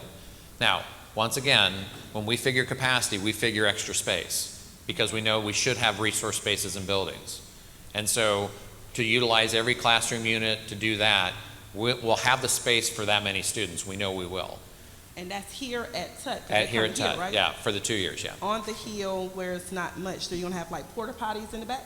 But I don't want porta potties in that. Well, We I'm put it, saying yeah, not- no, with the no. portables, the Yeah, portables. no, not the portables, yeah. Okay. No, I don't even know where we'd put a portable on this site, to be honest with you. Okay. And so, yeah, the goal is, we know that, I mean, we follow those enrollment trends very closely, and again, I don't want it to sound weird, but we're tracking that student, every student by that, to make sure that we get the numbers right in there, okay? And what I think it tells us is that, to Mr. Davis's point even, is that this site is so, this is it's been a great facility and it's served its community so well for so many years. But to move forward on a state-of-the-art middle school, this isn't a site that is conducive to getting the student enrollment we want, and I think that's the new building idea, is that to never have that issue again. Okay. Yeah. So we're going back to the community, Okay. right? Yep. So we're talking about elementary, and you're talking about middle school and high school during the presentation of the Yes, module. yes. And this is just a draft, because they're going to sit down and talk about it at a later date, correct? Yeah, absolutely. So have we gave it any thought to the mixing of the games and these communities that we're mixing in together. Because, see, we have schools that don't get along. Yeah, I know. And I am an employee and I work legal, and I'm currently working in housing. Yep. And the current issue we have now is they don't get along. And they're bringing it back to the neighborhoods. Yep. And it's taking over the school and the school time Yep. all day long. So Yep. you're mixing two schools together that really don't get along because it's a gang issue. Okay. Then you're mixing, hold on. No, that's no, middle I'm sorry. I school. thought you. I'm sorry. I didn't And mean then to. you're mixing them around Yep. in the high school area. So you're putting Laney, and then you're putting Hornsby, one rival school with Murphy. They don't get along. And you're putting them across from Laney. That's really the bottom. But you're taking them from Jennings and Glendale area, and you're putting them over there. That's going to be an issue. And that's going to be, the teachers can't touch them now with the fight, because my son was in one, and the teacher just sat there and watched him get beat. And so now I'm thinking about, you're mixing all the schools and putting them together across from these gangs that we don't have great, like Richmond County right now with the sheriff and everything, they don't have enough deputies right now. Okay. So they can't get to the 911. The 911 calls are routed to Atlanta, they're routed to South Carolina, and you don't get anybody right now. So we're not getting that help on that end. And that's not going to help us when we're trying to move them closer to the area. I want them to sit down and think about that. Okay. Sit down and get someone and look at that, because that's going to be a hard decision to make. 2, because the teachers are going to have a hard time with that. And it's hard to pick it up right away. You're going to have to increase their pay. You're going to have to increase those teacher pays to balance things. Because now the teachers are going to have to deal with 35 to 40 students, and you're talking about 1 or 2 teachers. That's a lot of mixing of emotions and parents and all that. You're going to have to increase their pay. Richmond County, Georgia overall, they're going to have to do it in Richmond County alone. So if we're trying to talk about making that needs to be a part of that draft plan. We got to put that in there, increase, because I didn't see it at all. Okay. Increase in teacher pay, we got to increase in pay, because they're dealing with a lot, and I can trust them all the time with my babies while I'm at work doing my job. Okay? And if we're combining them, we're going to need to make that merge happen. Okay? Okay. Okay. Thank you for that.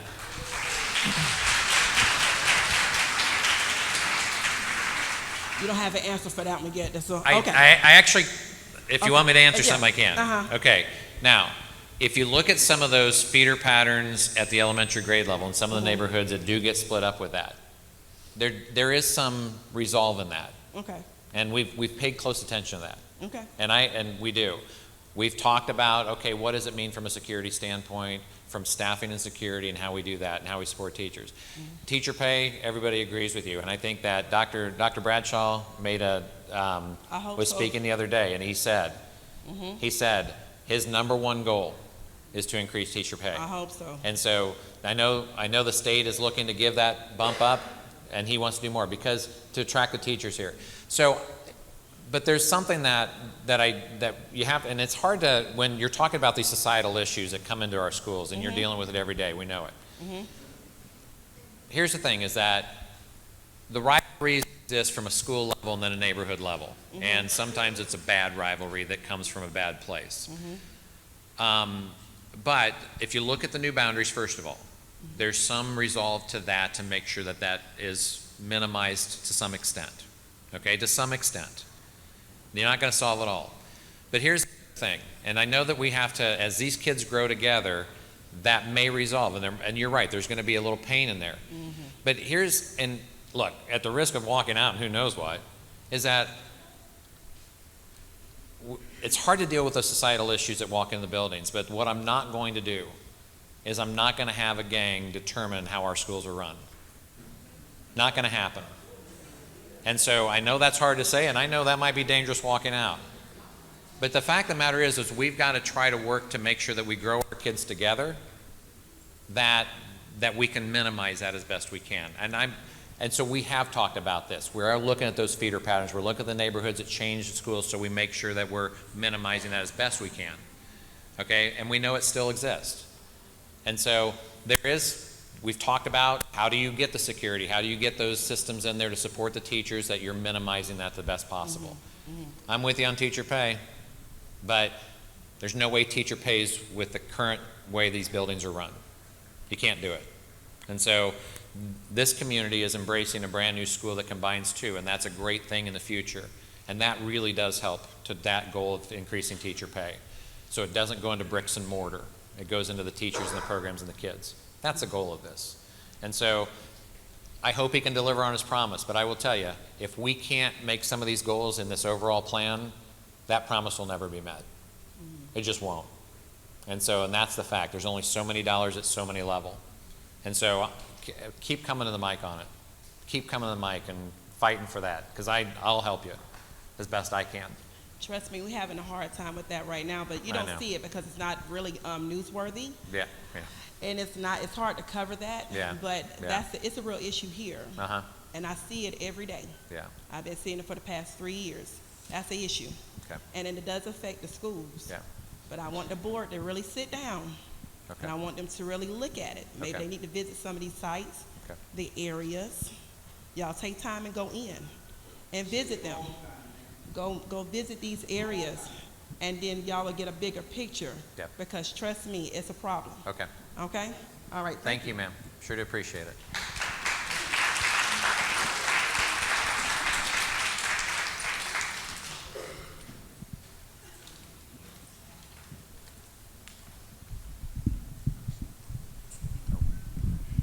Okay, my name is Christy Cole. I've been at Tutt Middle School. This is my 31st year as a teacher. Okay, so let me just start this by saying that I'm a dragon through and through. And when I first heard the news on Channel 6 or whatever it was that I was watching, I was disheartened.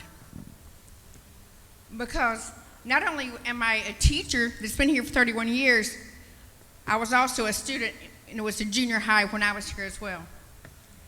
But with all that being out there now, I'll tell you that when I went and I listened to the presentation that was done at Mary, and I have gone online and I've looked at everything, and it's like I told Dr. Bradshaw yesterday when I talked with him, that on paper this looks great. Tutt, I love it, but the building is not conducive for what we need. It's just not. And so to come together and make one school great, like Tutt and Langford are, that needs to be our goal. Are there going to be a lot of hurdles? Absolutely. But we need to embrace it. We need to make sure that all who are in charge know what our grievances and our concerns are, and then we need to hold them to it. Say, you got to let us know, how are you going to keep the gangs from coming together and creating all kind of craziness? We know we're here every single day. There's already been some talk about it. The way Tutt is spread out, it's not an easy school to manage. We need a lot more eyes here. We need more security here when that takes place. Now, once everything levels off and, all those hormones and those raging, the gangs and all that kind of stuff, we get it together and kind of mail it out, then we'll be able to face some of the other things that we need to deal with. So I think we need to come together, look forward, because I'm telling you, I was ready to turn in my papers and say I'm done. But once I heard the presentation, I was pleased. I was concerned and upset because, this is Tutt. This is my baby. So just keep that in mind. And we're going to be here. Tutt is a family. Truly. And we want to welcome Tutt Langford over here with us. And then when we go to the new school, that we're all one. We want that same camaraderie as one school, not two separate schools. And so I think that's what we all need to look at. Instead of this is Langford, this is Tutt, we're going to be one together. And yes, I do hope that they continue the John M. Tutt legacy name, because it does mean something to our community. Off of that subject, one of the ladies asked me, said, what is going to be the capacity for the new building? So the capacity for the new building is built to 1,000, okay? And so the hope is, honestly, the hope is to as part of the IB growth in the district, we want to make sure that more students get exposure to IB programs Right. and can actually grow those other exploratory programs too. And so initiatives to push CTE further down into middle schools to attract more kids, but to build it to 1,000, we know it'll take a minute to maybe get to 1,000, but that's Right. fine. But that's better than not Keep having it. enough room. That's exactly right. You'll have plenty of room in the new building, a full middle school site, fields and all the stuff that you want to deliver a full middle grades education. Okay. Yeah. And thank you. Thank you so much. And I'm Dr. Cole, Dr. Christy Cole from Thank you, Tutt. Dr. All right, we have a couple questions that have been submitted, and they wanted us to read them out. This is Ms. Tasha Boone. When the schools are merged, how will it affect the naming of the schools? Affect the name? The naming of the schools. Oh, yeah. the name of the schools. Okay, so the board has a naming process for when this happens and when new buildings get built. Again, the good part is this district has a history of keeping names, and so I think that one of the things that we need to keep working on is this community to come together to push the name forward. I don't want to lose this legacy at all either, and so I think you work in the process. That there is pretty evident that Tutt name wants to stay around. I think Langford probably means a little bit too, but try to keep that as best you can. But work in the process with the board to let your voice be known how much this means to you. And they're going to listen, and that's a process to go through. And we'll make sure that you know when that process happens. Okay? I would suggest that as soon as the board makes a recommendation about what moves forward, is that you try to enter that as soon as possible just to make sure it's something you don't have to worry about and that you just know what you're doing moving forward. And you're going to need a name on the building while it's being built, so you're going to have to name it sooner than later anyway. Second follow-up question that she had, with the merger of multiple schools, how will the principal and the assistant principal be selected for the newly merged school? Okay, so there is something that, when I tell you that I can't answer something, that's when I can't answer. I don't hire, I don't fire, I don't do any of the staff, anything like that. But look right back there, the Human Resources tab right there. They can explain how all that works when an administrative thing. So, look at those smiling faces over there. So, you know, in meeting facilitation, they call that a punt. So that just got punted to the back of the room. So they can help you on that, and I promise they'll help you on that. And just to reiterate, once the Q&A portion of the meeting is over, as you see, there are names at each table, so you can go over there and ask them those specific questions. And I also wanted to bring attention, just to reiterate, to make sure nobody in this room misses it, okay? March 19th. That is when the board will vote. March 19th is when they will vote only on the proposed plan for 24-25. The things that go later on down the road will not be voted on that night, will only be received as information. March 12th is the last public hearing. So just want to make sure everybody hears that, and you can also get all this information from the social media accounts that the school system has. If you go to Next Era EDU, these meetings in its entirety from the very first one are posted on there along with this one, so you can have them for your record. If you can't attend the meetings the rest of this week, they will also be live streamed on the district website. Second question from Ms. Lisa Lattimore. What is the projected timeline to update Tutt for the merge? Will there be enough time for teachers to prepare their classrooms for the first day of school? So Lisa, I want to ask, does that mean to come over here? Okay, that's what you mean in the summertime. Okay, so one of the reasons we're on this timeline for this year is that we had to get the bigger plan done. So as soon as the board votes on this, you're going to establish some timelines for these things. Again, I'm going to defer a little bit to human resources and to probably teaching and learning also. I would imagine that you probably try to stay on the same schedule. And I know there's moving. I think there's probably questions on, I've been in my classroom a while. There's stuff in the back of the closet I don't know that's there that I need to move, but get in boxes. How do I move my stuff? So move management is a big part of this. Okay, and so the district is going to help you manage how you move. And so this is a real HR question, but once that approval gets made, then the action steps get in place to come to you individually as schools and work with your staff on how that works and the timeline about when you can get in your classrooms. The right answer is, yeah, you should be ready to move in when you're ready on your normal schedule, like when you start a school year.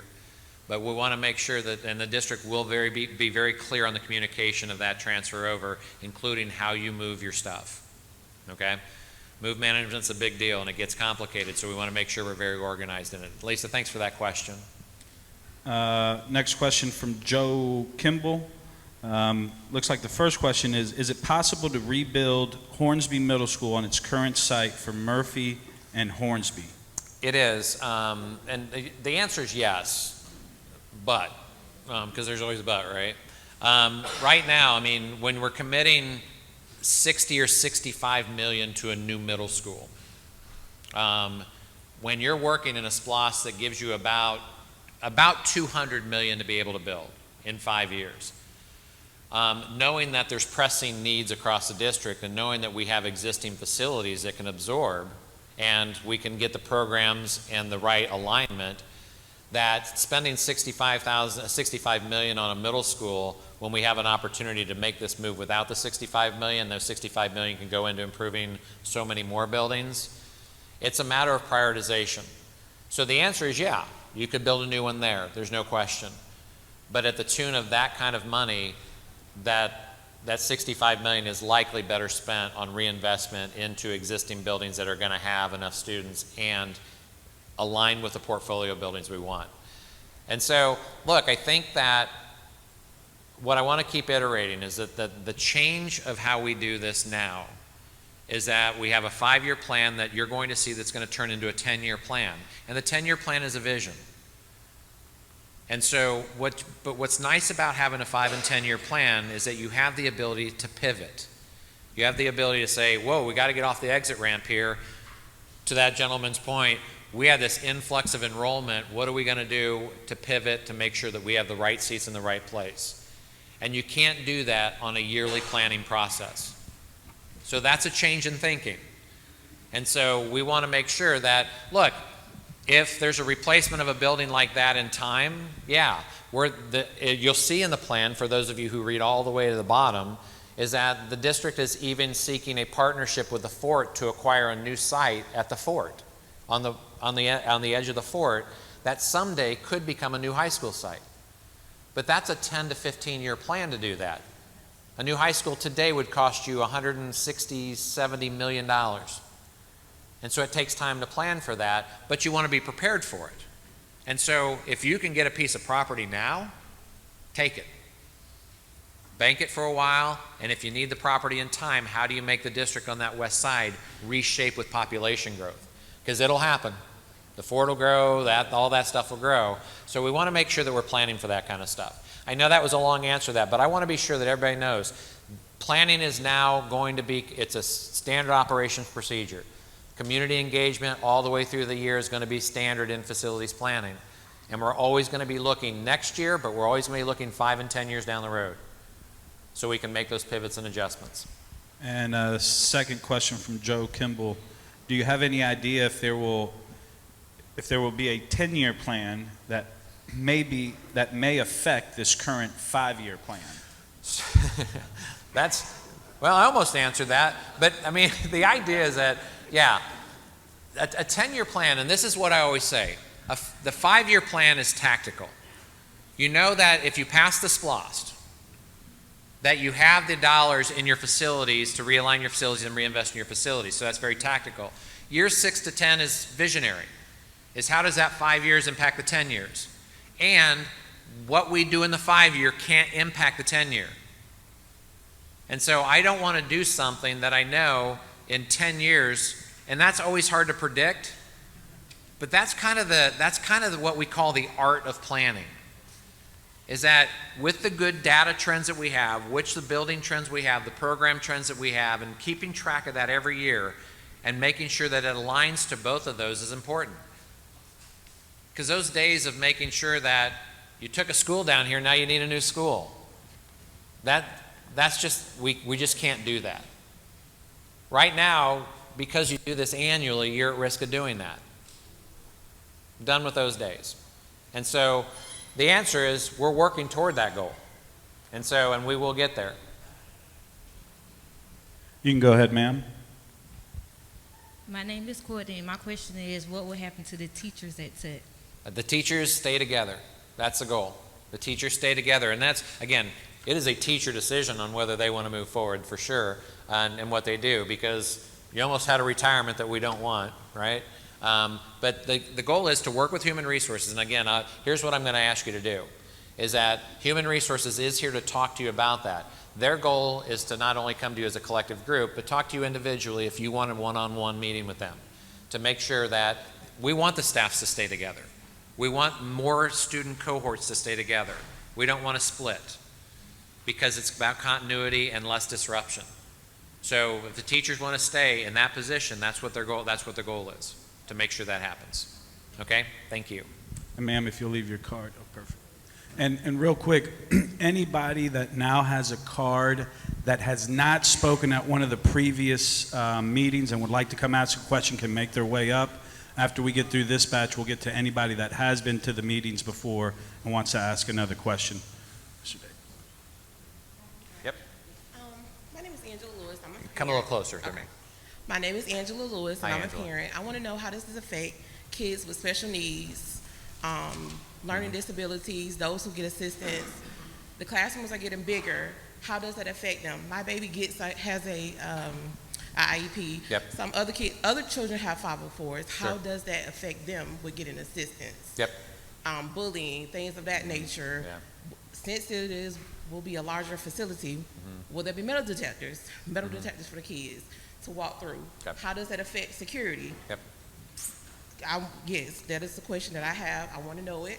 Please do not bamboozle me like you just did others. I want my question answered directly. And first of all, I'm trying to answer these as honest as I can. The fact of the matter is that it is already difficult to offer special needs services across the district because you're spread thin. You probably experience that. Mm-hmm. So the commitment is to make sure there's enough. So first of all, special needs classes are mandated by size. That has to happen. And we've figured in the capacity number for that special ed population. Okay, we haven't figured every classroom at 25 or 30. We do it on a scale that says if you have a capacity at 700, this is how many special ed classrooms you need. So that's how our capacity is figured for that. Now, I can't answer the staffing on it, and I apologize for that. But I got a human resource team back there that can answer staffing on that. I can't answer that. I'm not an operations guy. I'm a facilities guy. What I'm going to tell you, I'm going to give you a facility that has the space for it. That's what I can tell you. I can't tell you how it's going to be staffed. They can tell you that, okay? I promise you that. And Tracy, you can make your way. I'm going to read this question, but you can make your way. This is from Michelle Roos. If the board votes against the recommendation, what are other options they have available to them to consider? What are the next steps? Okay, I'm thinking it's in specific to this recommendation. Okay, in specifically to this recommendation, if this recommendation doesn't go forward, what will happen is that the Langford students will stay on the Langford campus, and it's going to be another year before the middle school gets completed. And the reason for that, they'll have to phase the project because they have to keep students on the campus. So you have to keep a building while you're building a building, and then you have to demolish part of the building while you're finishing the building. And so Plan B, and there's two, and let me make sure I'm clear on this. The first thing is that the completion of this building is dependent on the passing of the SPLOST. And so making sure that the next SPLOST passes is important. But if that happens, the backup plan is you have to wait another year for your school. And so that's the Plan B. It's already under design. The first part of this is funded. The back part needs the next SPLOST to get funded. And so that's going to be Plan B for this particular recommendation. Yes, please. Hi. My name is Monica Tatella. Before I go, I would just really like to say I am not here as a Tutt parent. Okay. But I would really like to thank all of you for allowing us to have this space to ask these questions. Mhm. And I just want to say seeing all of you today was really inspiring and moving. You can tell there's a community here, and I personally feel for you. Thank you for that. A little emotional about it inside my school.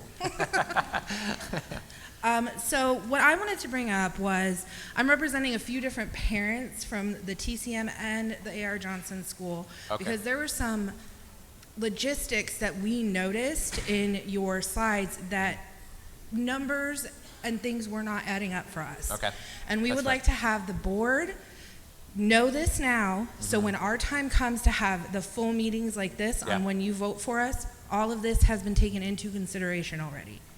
So you had on your first slide that TCM has a population of 285 kids. I called them this morning. Their current population is 487. Next year they will have 500 students. You can shake your head. I want to see that because I just want to. Yeah. You can shake your head and tell me, but I called them this morning. Okay. I want to check. I want to check our numbers too. Yeah. That school can only hold 780 kids at max capacity. I called A.R. Johnson and they let me know that their current population at their school is 655 students. They did not provide me with next year's probable enrollment, but just by doing that math alone with at bare minimum 500, because there may be more, that would put 1,155 children in a building that is only able to hold 780 kids. So, And that doesn't include staff. wait. So where do you get the 780 number? It's on, it is literally in the office on a building said max capacity kids is 780. Yeah, that's probably not how we calculate capacity. Well, I called but I'll them, let that's you know. what Yeah, they okay. told me. Yeah, You okay. can calculate Yeah, all we'll one, look but at that's the official number that is in the building that Yeah. says this school I can know if hold. it says on a wall, but we'll The check school it. told me. We'll check you for it. The school told We'll me. check. We'll check it. I promise you we'll check it. Okay. Okay. That's the first thing I'd like to have them. That's 375 children over the capacity for that school. And even if it's not, that is a lot of children in one building where every single classroom is currently being utilized. There is not an empty classroom. And you can tell me it's not. I am a substitute teacher and I spent 2 months in a long-term position in that school. Every classroom is So- currently being utilized. So let me ask this question for you, just really quick. So you're telling me there's how many kids at RCTC? There's 487 currently. And what did you say the capacity was? 780. So But they're every- still every using cla- every. every Yeah, classroom's they're being using used. every classroom. Okay. I mean, would you like to come? Well, no. I mean, You know then what? I can that make a would- video where I go That count. would tell me the capacity is only 400 some. I mean, that does utilizing every I know. classroom doesn't Okay. mean. I know. That they're That not means we need to completely utilize their full. space better. I mean, there's choir rooms. Yeah. Where are you going to put these kids? We figured all that, so we'll. Okay. Yeah. The next item I'd like to address is these two schools are on completely different schedules. RCTCM runs on what is known as block scheduling. 20% of their population attends dual enrollment at the technical school. They go to an ABC schedule. They have 4 classes a day that are an hour and 45 minutes a day. They go to 1, 3, 5, and 7 on Mondays and Wednesdays, and then the other classes, and then a full 7 classes on a Friday. A.R. Johnson does not function on that same schedule. How are we going to share a building with 2 schools, with schools that are on complete, I don't expect you to answer this, it's Okay. like I said. Yeah. I'm just wanting this here for consideration. Okay. Yep. How are we going, because that's not your job, like Yeah, you said. Okay. Yeah. Like, how are we going to make that work? We can't just split a building in half and say this half works on this. Like, we're going to put in different PA systems. It's not going to mesh well. The next thing I wanted to bring up was travel times for the A.R. Johnson children. Augusta, the technical school does not offer medical classes. If you would like to take a medical class, you have to head to the Somerville campus. I also called them this morning and they confirmed that for me. So if they wanted to keep the medical school going, they would have to take a 20-minute bus ride either to the VA or the medical district and a 20-minute bus ride back. That's 40 minutes worth of travel time all the way around. When do they go to school? So just so you know that's not daily. I actually put it, I do that Okay. drive, sir. Yeah, I know. No. The drive time, yeah, I know that. But the way that works is that it's not a daily into the clinicals. No. So but there is that. We're working with the logistics of that and how you make that work better. But like, So we want to do both. We Yeah. want to make sure that we're pushing some of the professionals into the school so no more kids get access well, to it. I and mean, working my with that. mother-in-law is a teacher. She's a nursing school teacher, Mm-hmm. and she would tell you that that is an incredibly ineffective way to teach nursing, like medical school students. That they need to be as much as they can. They need, first of all, they need their lab. They need that. Yeah, they'll get and that. there's no space, unless you put them in the garage, there's really not space for that at TCM. I'm just going to let you know. You can Okay. put them in the garage? The answer to that's no, by the way. Yeah. So there's no medical classes available for students at Tech. So if they tell you that, you would have to go out to Somerville to go to those classes. And the other thing is, my biggest concern is there are a lot of requirements for schools to keep themselves magnet school certified.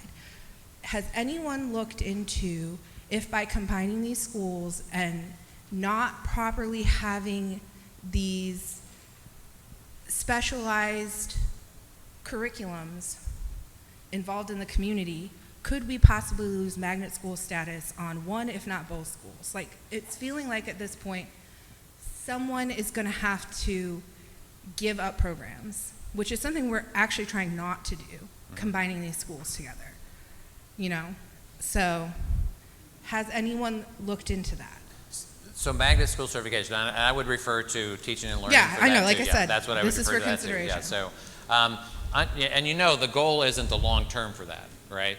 That the goal isn't that they're combined programs for eternity. Well, I know. Correct? Okay. Just so I you mean, just, I just want to make sure that you know that. Yeah, too. but Okay. we also don't want to lose our school, Absolutely. and we really don't want to go to Josie either. Yeah. And also something that I would like to put out there that really doesn't, it's again not for Sorry about you. that. Yeah.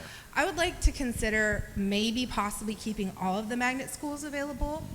We do not currently have any type of program in a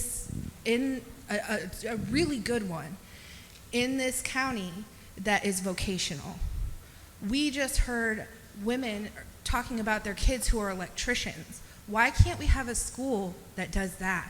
That carpentry. We have so much construction happening in this town. Why do, like where I'm from, by the way, boiler up. I knew I liked her.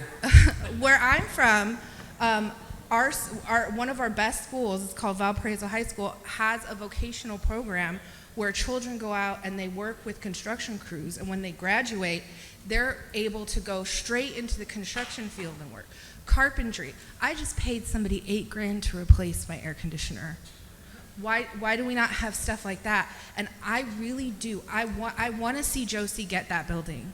But I think it would be amazing for our community if we had a school that provided cyber, if we had a school that provided tech jobs, a school that provided art, a school that provided health and sciences, and a school that provided vocation. I really think that's something that the board should consider for that building, because it would be phenomenal to feed these amazing children into our community. I love that. Thank you. And let me tell you this on the career, and this is what I can tell you, that the district just got completed with the Carl Vinson Institute a study on career and technical education for Richmond County.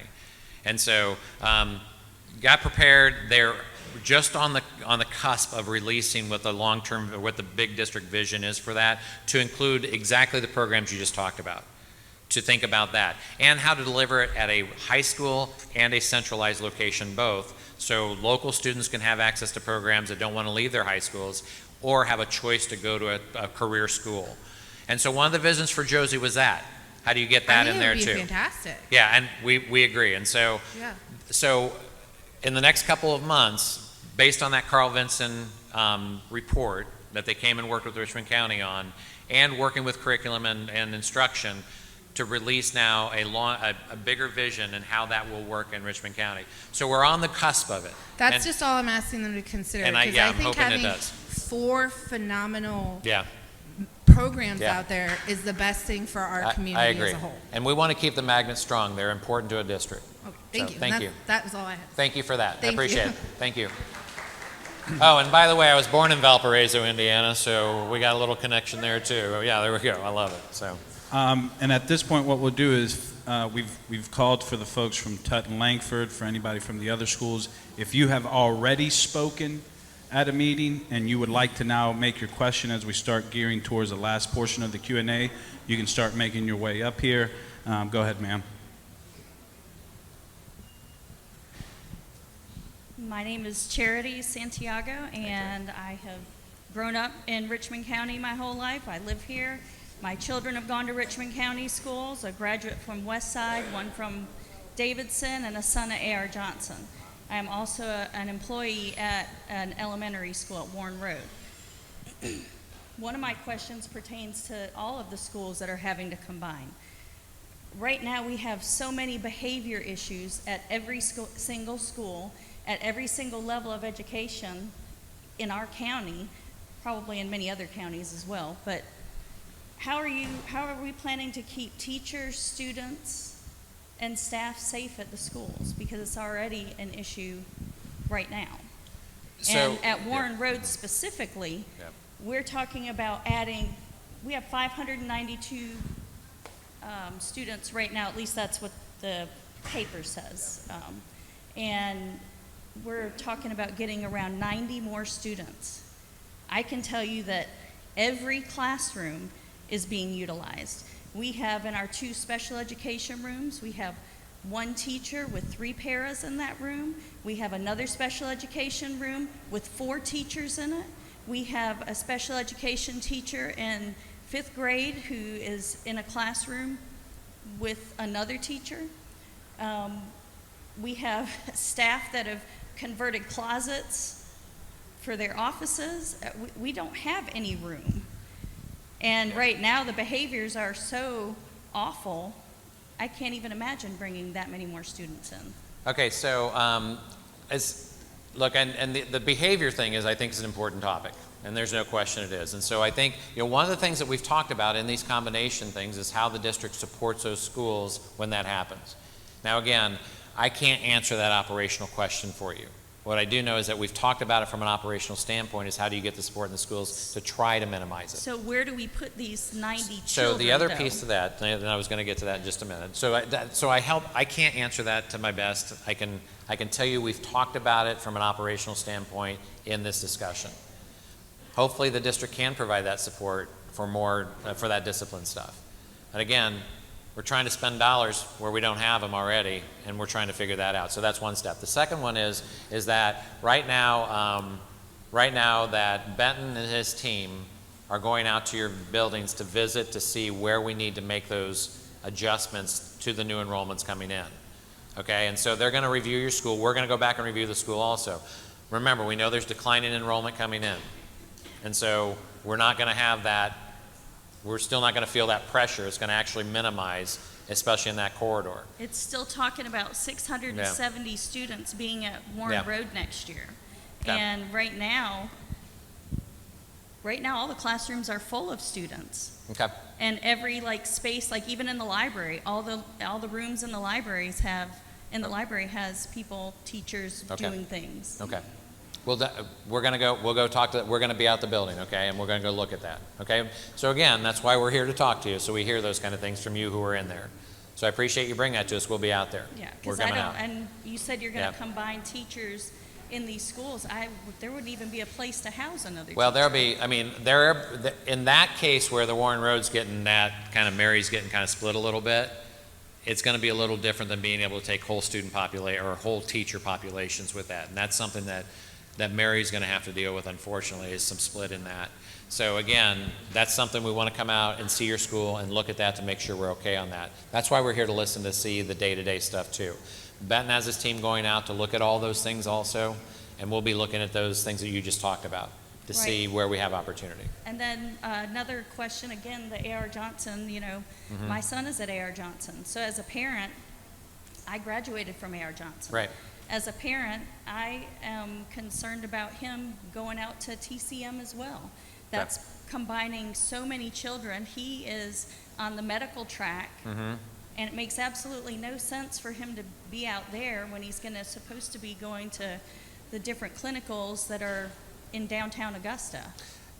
So a couple things, and again, I think that and I'm going to say it again tomorrow night, and I'll say it again on Monday night. This is something we've talked about a lot in the last couple of meetings on A.R. Johnson, is that from a singular standpoint of an A.R. Johnson, if you're just taking that lens, and it does make sense, and we've considered that. We've talked about that a lot internally, and what we have to do to adjust to that.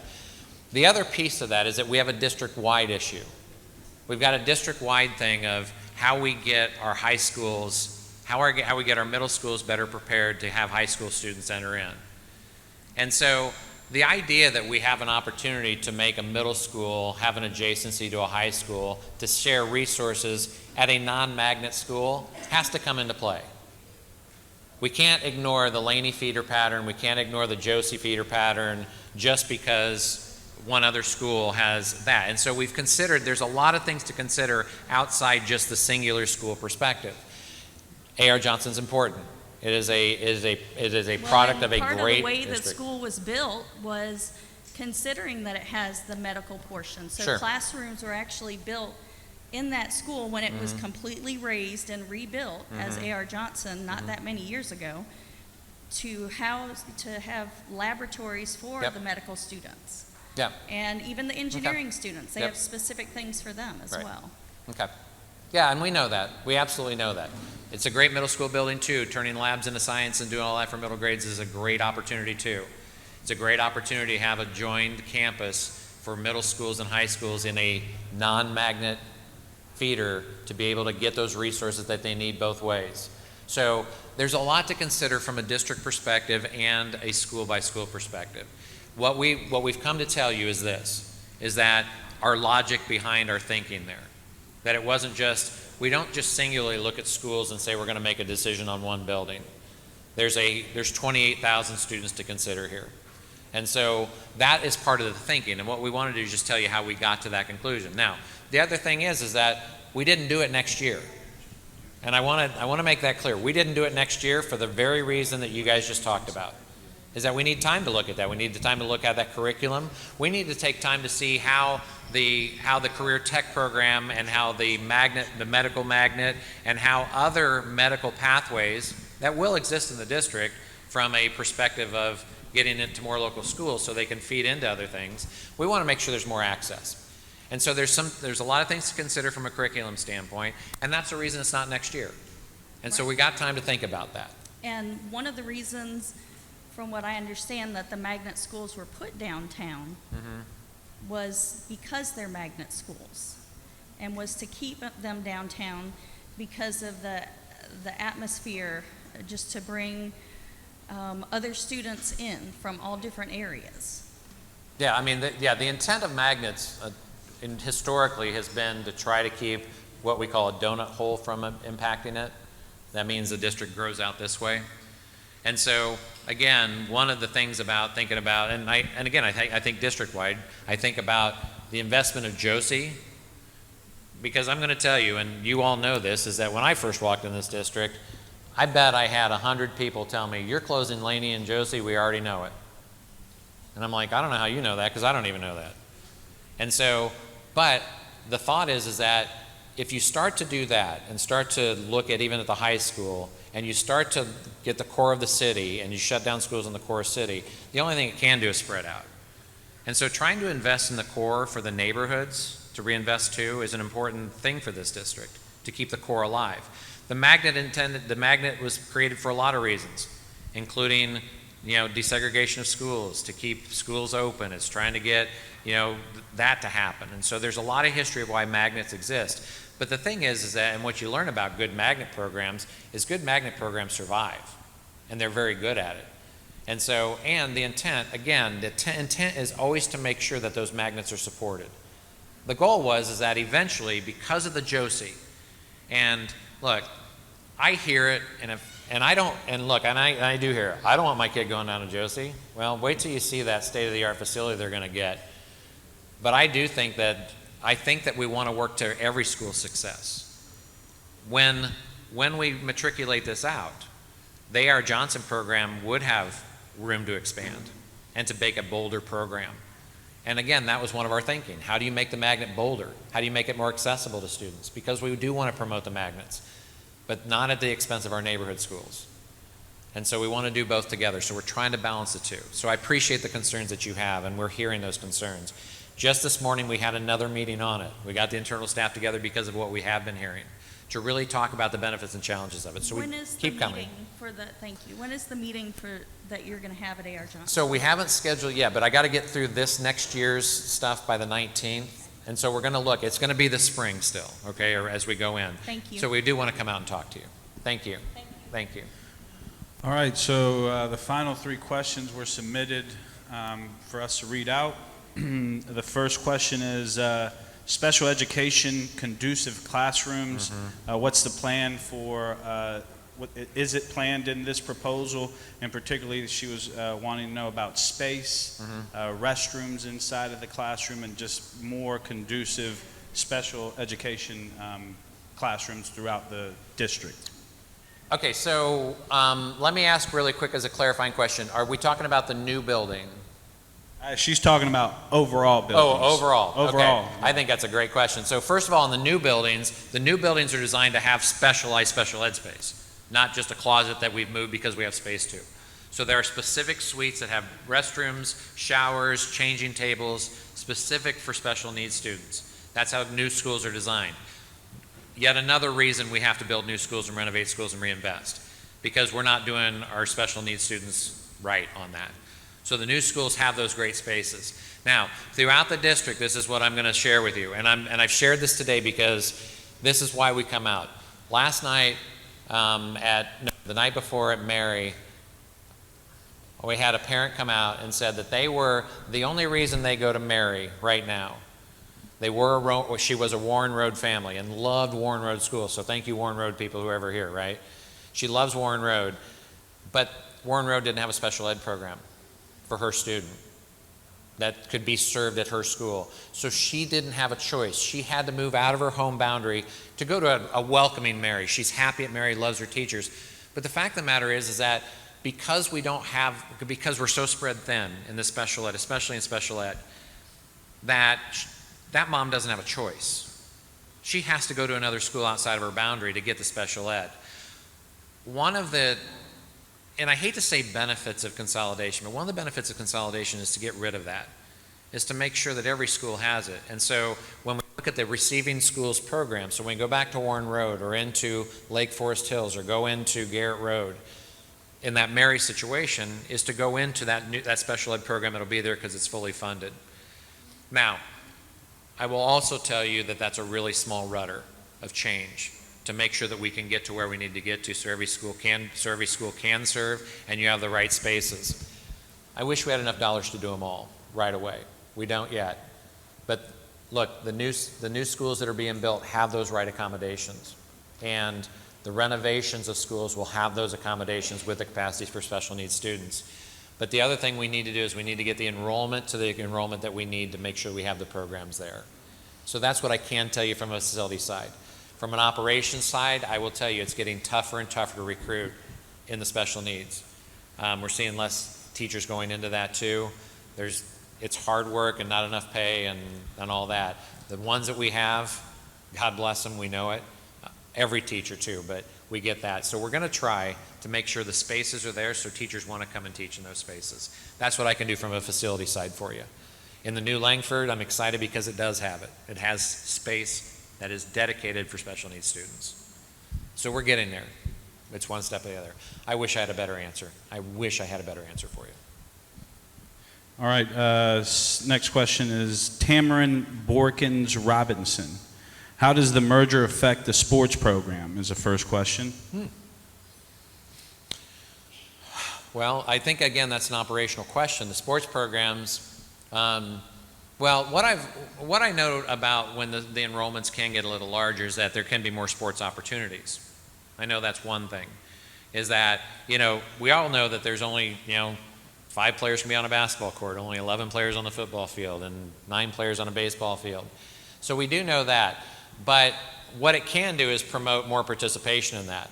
You know, a lot of middle schools in the city struggle because of their enrollment to house a football team that players don't have to play both ways for 4 quarters because they just don't have enough participation because they don't have enough students to participate.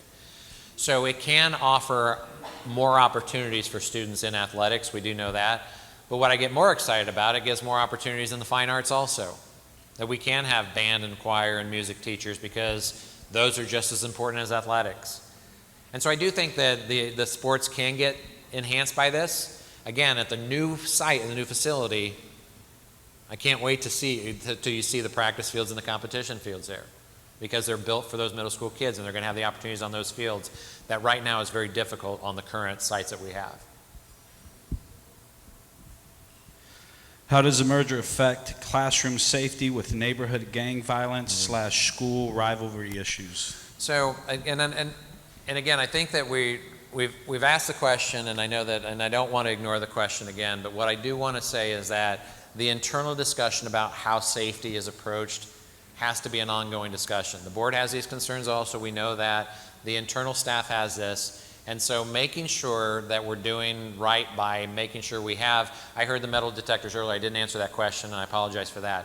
But making sure that we have equipment that works when it comes to those kind of things, but also making sure that if there's an investment in staff for security and that staff is available, I mean, like you said, it's getting harder to find, but the commitment is if that's what staff that's needed to make the merger work, keep having the conversation as you go into the resource and the human resource conversation, but as even the district works with you as a staff here and the administration, keep pushing to make sure that that is a top priority.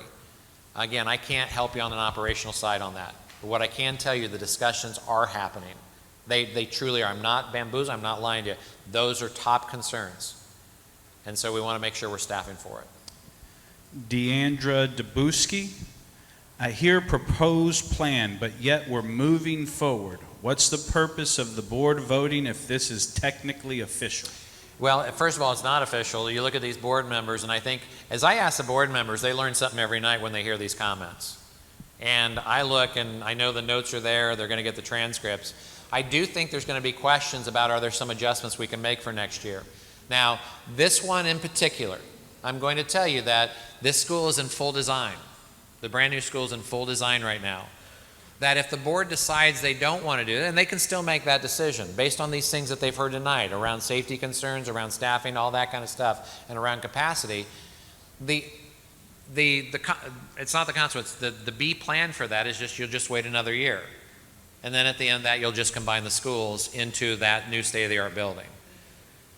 And so there are adjustments, and I'm going to tell you, all the things that we have heard, if you've watched my presentation, some of you have from the beginning, you've noticed I've altered some to adjust to some of these comments that we do. Because it is evolving, it's living, and we want to make sure it continues to do that. And so I can tell you that the plan is a solid plan, but if we do have too much concern about the early combination, then the board will raise that concern, and it'll be their decision to do it. And that's why this isn't final. The board still has a say on this. And they're hearing you. They're here listening to you. So.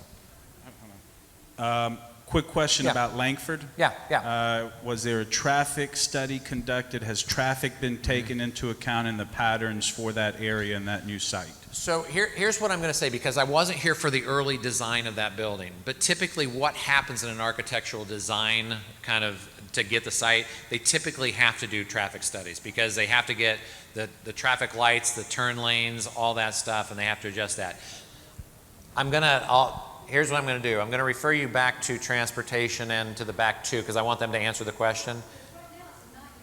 That's exactly right. So part of that will be, the nice part again about a new facility is that you can build bigger queue lines to get people on the site and to queue them. Because what time do parents show up to pick up kids? About 45 minutes before that school ends. It starts to back up on the streets. Yeah, no secret there. Part of that design is to make sure that there's enough queue space that you can get people off the road. And frankly, it's a design requirement. Code requires that. Traffic studies require that. I can't tell you the specific study, so I'll have to refer you back to them, but I can tell you that's very typical before you start design, to do that in the process. And so I want to, and there's facilities guys that have at the beginning of this that are back there, they can help with that question too. Yeah, thank you. It's a great question, too. The next question is from Ms. Janice Ramirez, and this is more of an operational question. All right. Yeah. Can we ensure that programs like iReady are shelved and done away with so that students have more access to human instructions? Our kids go to physical classes only to have a virtual experience. When can we have a conversation about ineffective programs? So, and I love that Janice comes back and keeps us on the record, because I do think there should always be continuous review of that. The two biggest impacts on education, and I will tell you this, people want to talk about it all the time. I've been doing this 25 years. I've done enough research for a lifetime in this. The two biggest impacts on education and educational attainment are socioeconomics and direct instruction in the classroom. It ain't a computer, it ain't a phone. Technology can support it, but I need a good teacher in front of a kid teaching. Those are the two proven facts of student education success. We can talk about race all day long, we can talk about class size all day long, we can talk about school size all day long. But I can show you the biggest schools in the country that are top performing schools, and I can show you small schools that are top performing schools. I can show you all white schools that have so bad socioeconomic issues that they're not succeeding either because they're moving in front of the rent, as much as I can show you other races too. So what I want to tell you, pay attention to socioeconomics and keep teachers strong in the classroom, because those will have more impact than anything we ever do. We work together as a community, as one family. Regardless of our background, our race, or ethnicity, I can see it here at Tutt. You work as a family together. You work through all those things that society has pushed on you, but make sure we get the teachers in front of the kids and we get that socioeconomic, so we get kids out of that poverty and get kids into where we can move forward. And I can't solve that in facilities. I can help get those in order for you, though. So thanks. Keep bringing that question, yes. Keep bringing the question, because I love the question. So that will bring our meeting to a conclusion. We've answered every question that was submitted. As you can see in the back, you'll have human resources, teaching and learning, special education, and transportation. Tracy will stay over here if you have any additional questions. If you can join us tomorrow or the remaining meetings, just to be clear, March 12th, that will be the last public hearing. And on March 19th, the board will be voting only on the 24-25 plan. The rest of the plan will be received as information. Have a good evening. Thank you. Be careful. Thank you.